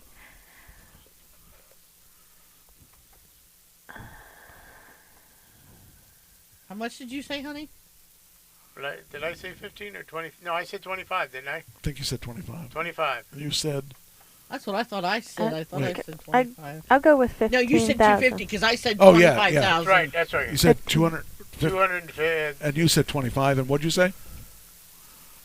I'm going to go with 15,000. 15? Mm-hmm. Okay, the answer is she got 5 years behind bars, is facing 5 years behind bar without probation, and a fine of $17,521. So she got a slap on the wrist. Yeah, pretty much. Yeah, she really didn't have to. I was going to say 15,000 because if you think... I really thought she'd get worse than that, though. I'm really surprised she didn't get worse than that. Yeah, but exactly. Yeah. I guess they figure that's... Okay, a woman falls overboard on a Carnival cruise ship, according to the cruise. And the search is underway for a woman who reportedly went overboard on a cruise ship off Mexico, about 80 miles south of San Diego. Did Passengers she do that to try to get a free cruise? Well, we're going to talk about that. Passengers on the Carnival Miracle were informed in the morning that the woman, who has not been publicly identified, fell from the balcony of her stateroom on the ship. The ship had departed. Let's see here. Where is it at? Oh, they didn't say who she is. So there were 2,100 people on the cruise, and there's really no details on this cruise other than she's missing. Now, I had read somewhere that they thought that wonder if that's the same story, where they thought she was pushed off. Ooh. I thought it was a little girl, though. I didn't think it was an older woman. But yeah, so that's stay away from those places. And gee, that was one on my bucket list, was to go on a cruise. Well, just more than a dolphin cruise. Well, the dolphin cruise was fun. It was fun. Yes, I agree. In fact, I know somebody that wants to go on one with me. So, yeah, me. Well, maybe we can make it a family event.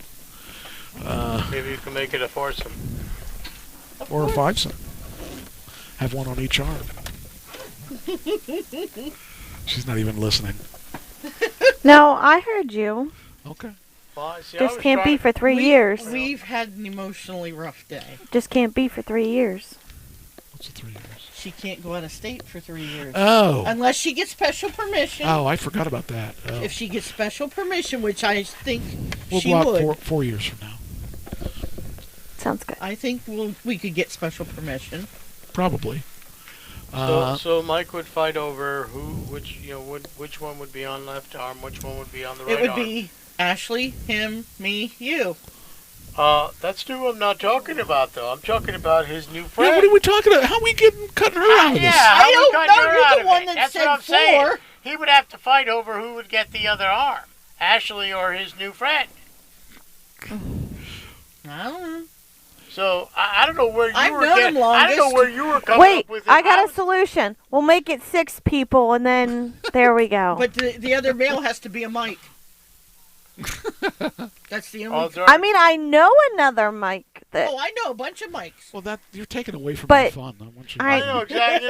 That's exactly doesn't it. it? I mean, come on now, Jack. But we can call him Mike. Okay. He may not answer very well to it. Okay, here you go. I've got the solution for your retirement. Yeah, the Aptera stock. As soon as it goes. We got to talk about that too. Your unemployment. Where'd it go? That's not enough. Okay. Where's the thing go? I'm still waiting. Shoot, that didn't work. You winning the lottery? Wait. That's funny. I thought so. That's why I said it. Oh, that didn't work. Nope, I'm waiting on my Aptera stock to go. Okay, this 61-year-old retiree lives on $620 a month in Mexico. That's why. Mexico. Yeah, but if you go to the right place in Mexico, there's beaches and there's a couple beheadings here and there. But, if you just ignore the beheadings, it's a pretty nice place. Anyway, it's... in 1999, I took a long vacation to Mexico, and it was love at first sight. I got smitten with the beach. Then I went to a realtor the next day. To drink the water. Probably. I went to a realtor the next day and bought a small house for $28,000. My plan was to make it a second home that I wanted to get away from California. But in 2002, at 49, I decided to follow my mantra, leap and the net will appear, and left the U.S. to live in Mexico full time. After a few years, I was ready for a change. I considered several places and turned my sights to San Miguel de Allende, a colonial-era city and in Mexico's Central Highlands, known for its Baroque architecture. I was very lucky to find a charming place within my price range for $160,000. Since the real estate agents in Mexico, it's a cash market. 90% of the foreign buyers are cash buyers. I had to sell one of my rental properties. Anyway, she ends up buying this really nice place, and she pays $620 a month for everything. It sounds like a pretty nice thing. I mean, if you look at this house. There's okay. Look at that. And she only bought it for $28,000. Well, that's the $160,000, but okay. still, if you're only paying $620 a month, what a way to do it. And her meals cost her $15. Occasionally, I'll go to small venues to hear live music for the price of a meal or a $15 cover charge. So wow. So here's what her monthly expenses are.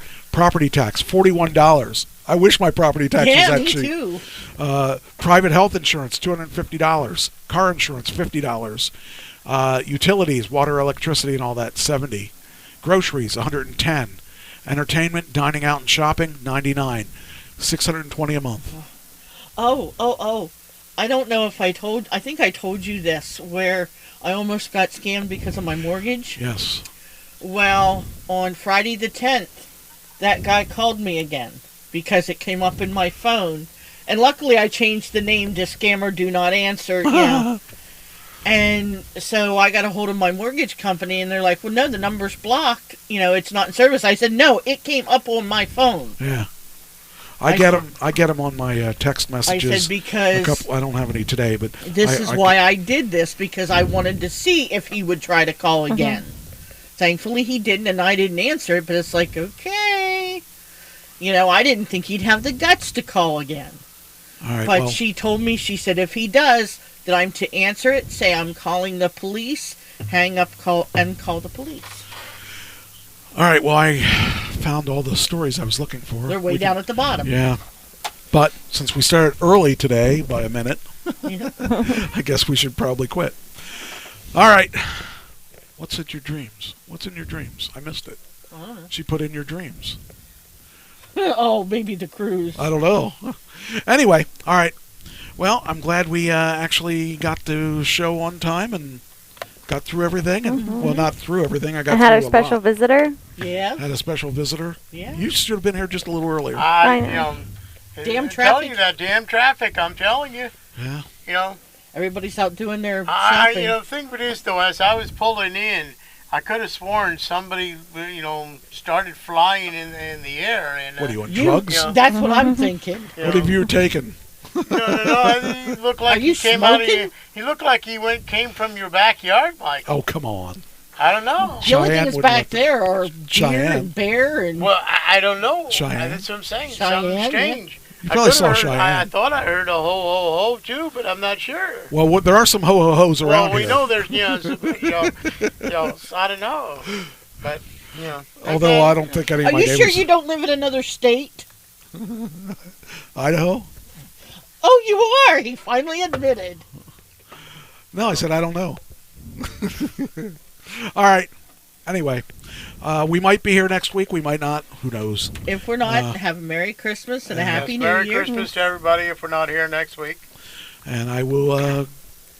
Wait. I will wait. What about my point? I knew it! What point? The judge and jury. I think the judge is, not here. I think the judge just fell asleep or something over there finally. But, I'm willing to give you half a point. But I'm here now. What, you only show up when you get a point? You're here for the points only? You get zeros already, so I'm we're offering you half a point. That's pretty good. In addition to the other half of the point? No, she only gets half a point.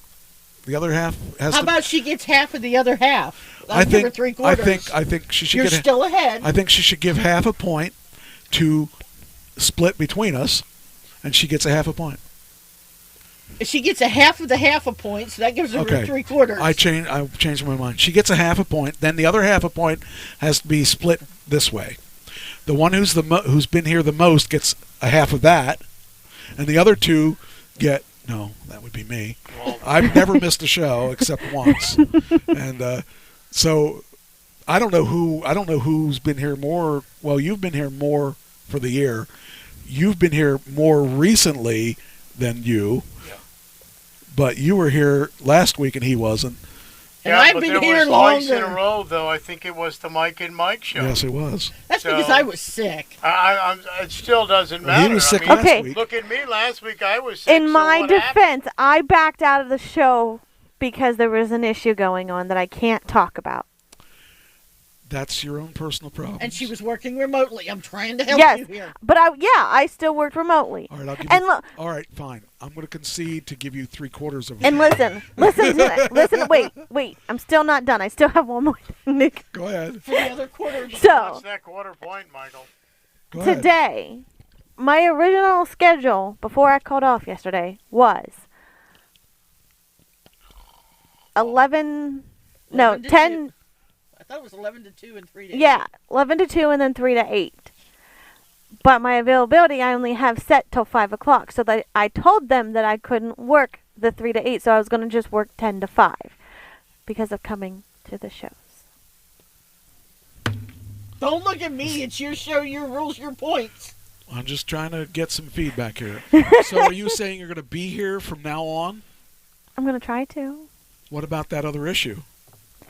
Well, that other issue won't be such an issue anymore because they start a different schedule now at the beginning of the new year. So really, I have to sit next to someone. Thank to you. Have my own spot. Thank you. You're welcome. I'll tell you what. Here's what I'll do. I'm gonna Okay. do a compromise. I was telling you half a point. Mm-hmm. I told you a 3/4 point, and that wasn't good enough either. You can 5/8. you can have 99% of a point. He just does not want to be tied with you. He doesn't. I'm here every week. I work my butt off, and I do a lot of research for the show. And I think when we start in the new beginning in the year and we do this again, I'm going to stick with most of mine on my list. Okay. And I think I'll throw in a little bit. You don't have that choice. Because I think you were going to make that new rule about instead of going to someone up in their 70s or something, if somebody happens to be in their 30s or something, you get 2 points. Yep. So I think I'll probably cut out maybe 2 of mine and you need just to write these rules down. Throw one in. They're subject to change. As far as somebody. I mean, my question is, nobody can say. Does anything. it have to be or could it be a non-celebrity? Well, we have to know who they are. Mm-hmm. Well, I understand or at least that. find something out about them. Oh, okay. So because the person I'm thinking of, she better not. But he says he's going to give me 99%. Oh, okay. I know what that is. Okay. Of the point or whatever. I'm going to say okay because when you round up, I still get a point. But I still got more than you, so that's all that matters. All right. So, we still got a couple weeks. Anything can happen. I'll tell you what. Here's the compromise I'm going to make you. What if I get mine? Then we're in trouble. Hopefully, few of mine are on their last leg. I understand that. Here's what I'll do. If you get another point, Mm-hmm. you can have the full point of the first point. You better hope and pray. I know. I have to check to make sure she doesn't have me on that list because I might have just.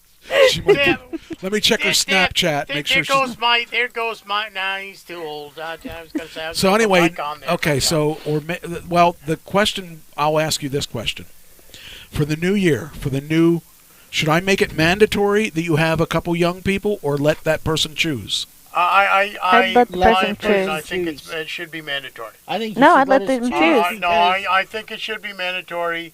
If we're going to go with the new rule of the 2 point of the under a certain age, like 50 or something, I think it should be mandatory that you take or add instead of 10, make it 12, and he's making it harder to come up with names. No, make it 12, or you just add 2 more people to your list that are under 50 years old. All right, I'll take that to the council and see what they think. There you go. Okay. And I think it shouldn't be mandatory. The person should choose because what if they don't want to do that? Well, the thing is, here's the deal. And that's on them. I maybe like the idea of any having 12 instead of 10 and making 2 of them mandatory. Right. Yeah, but if you want to make all 12 under that age, that's your choice. I think is fine too. Would you agree with that? Yeah. Okay. Yeah. That's probably what I'm going to promote that to the council and see what they think. Yes. Okay. Yeah. And we'll have new rules. But as far as your ones that you have, we're going to go around the corner and we're just going to pick them one at a time.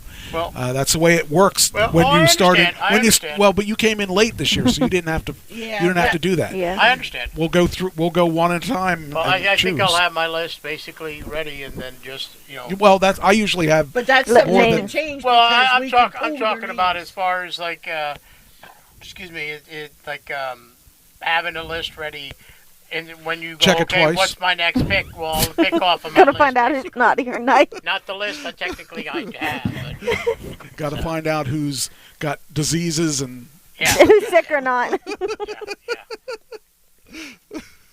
Can we not talk about death anymore, please? Not for any more this year, unless we have one come before the end of the year. Okay. So Yeah, that's good. Unless they're on my list. that will be eliminated right away if any others die. As far as I'm concerned, we can call it right now. No. I still got a few weeks. I still got a few weeks. Everybody does. Everybody could This still. is why I hate this game. You know, I pulled that one out the last year. I think one of the last 2 years. It was the last week or something like that. It was like boom, like I'm in the. We were head and head to. The one year you were ahead a couple, like 2 3 to ahead 1, or yeah. 3, and I came in the last second. And they mysteriously died. I don't know what happened. And I had vacation, so I can't be blamed for that. Yeah, I'm done talking about death today. All right.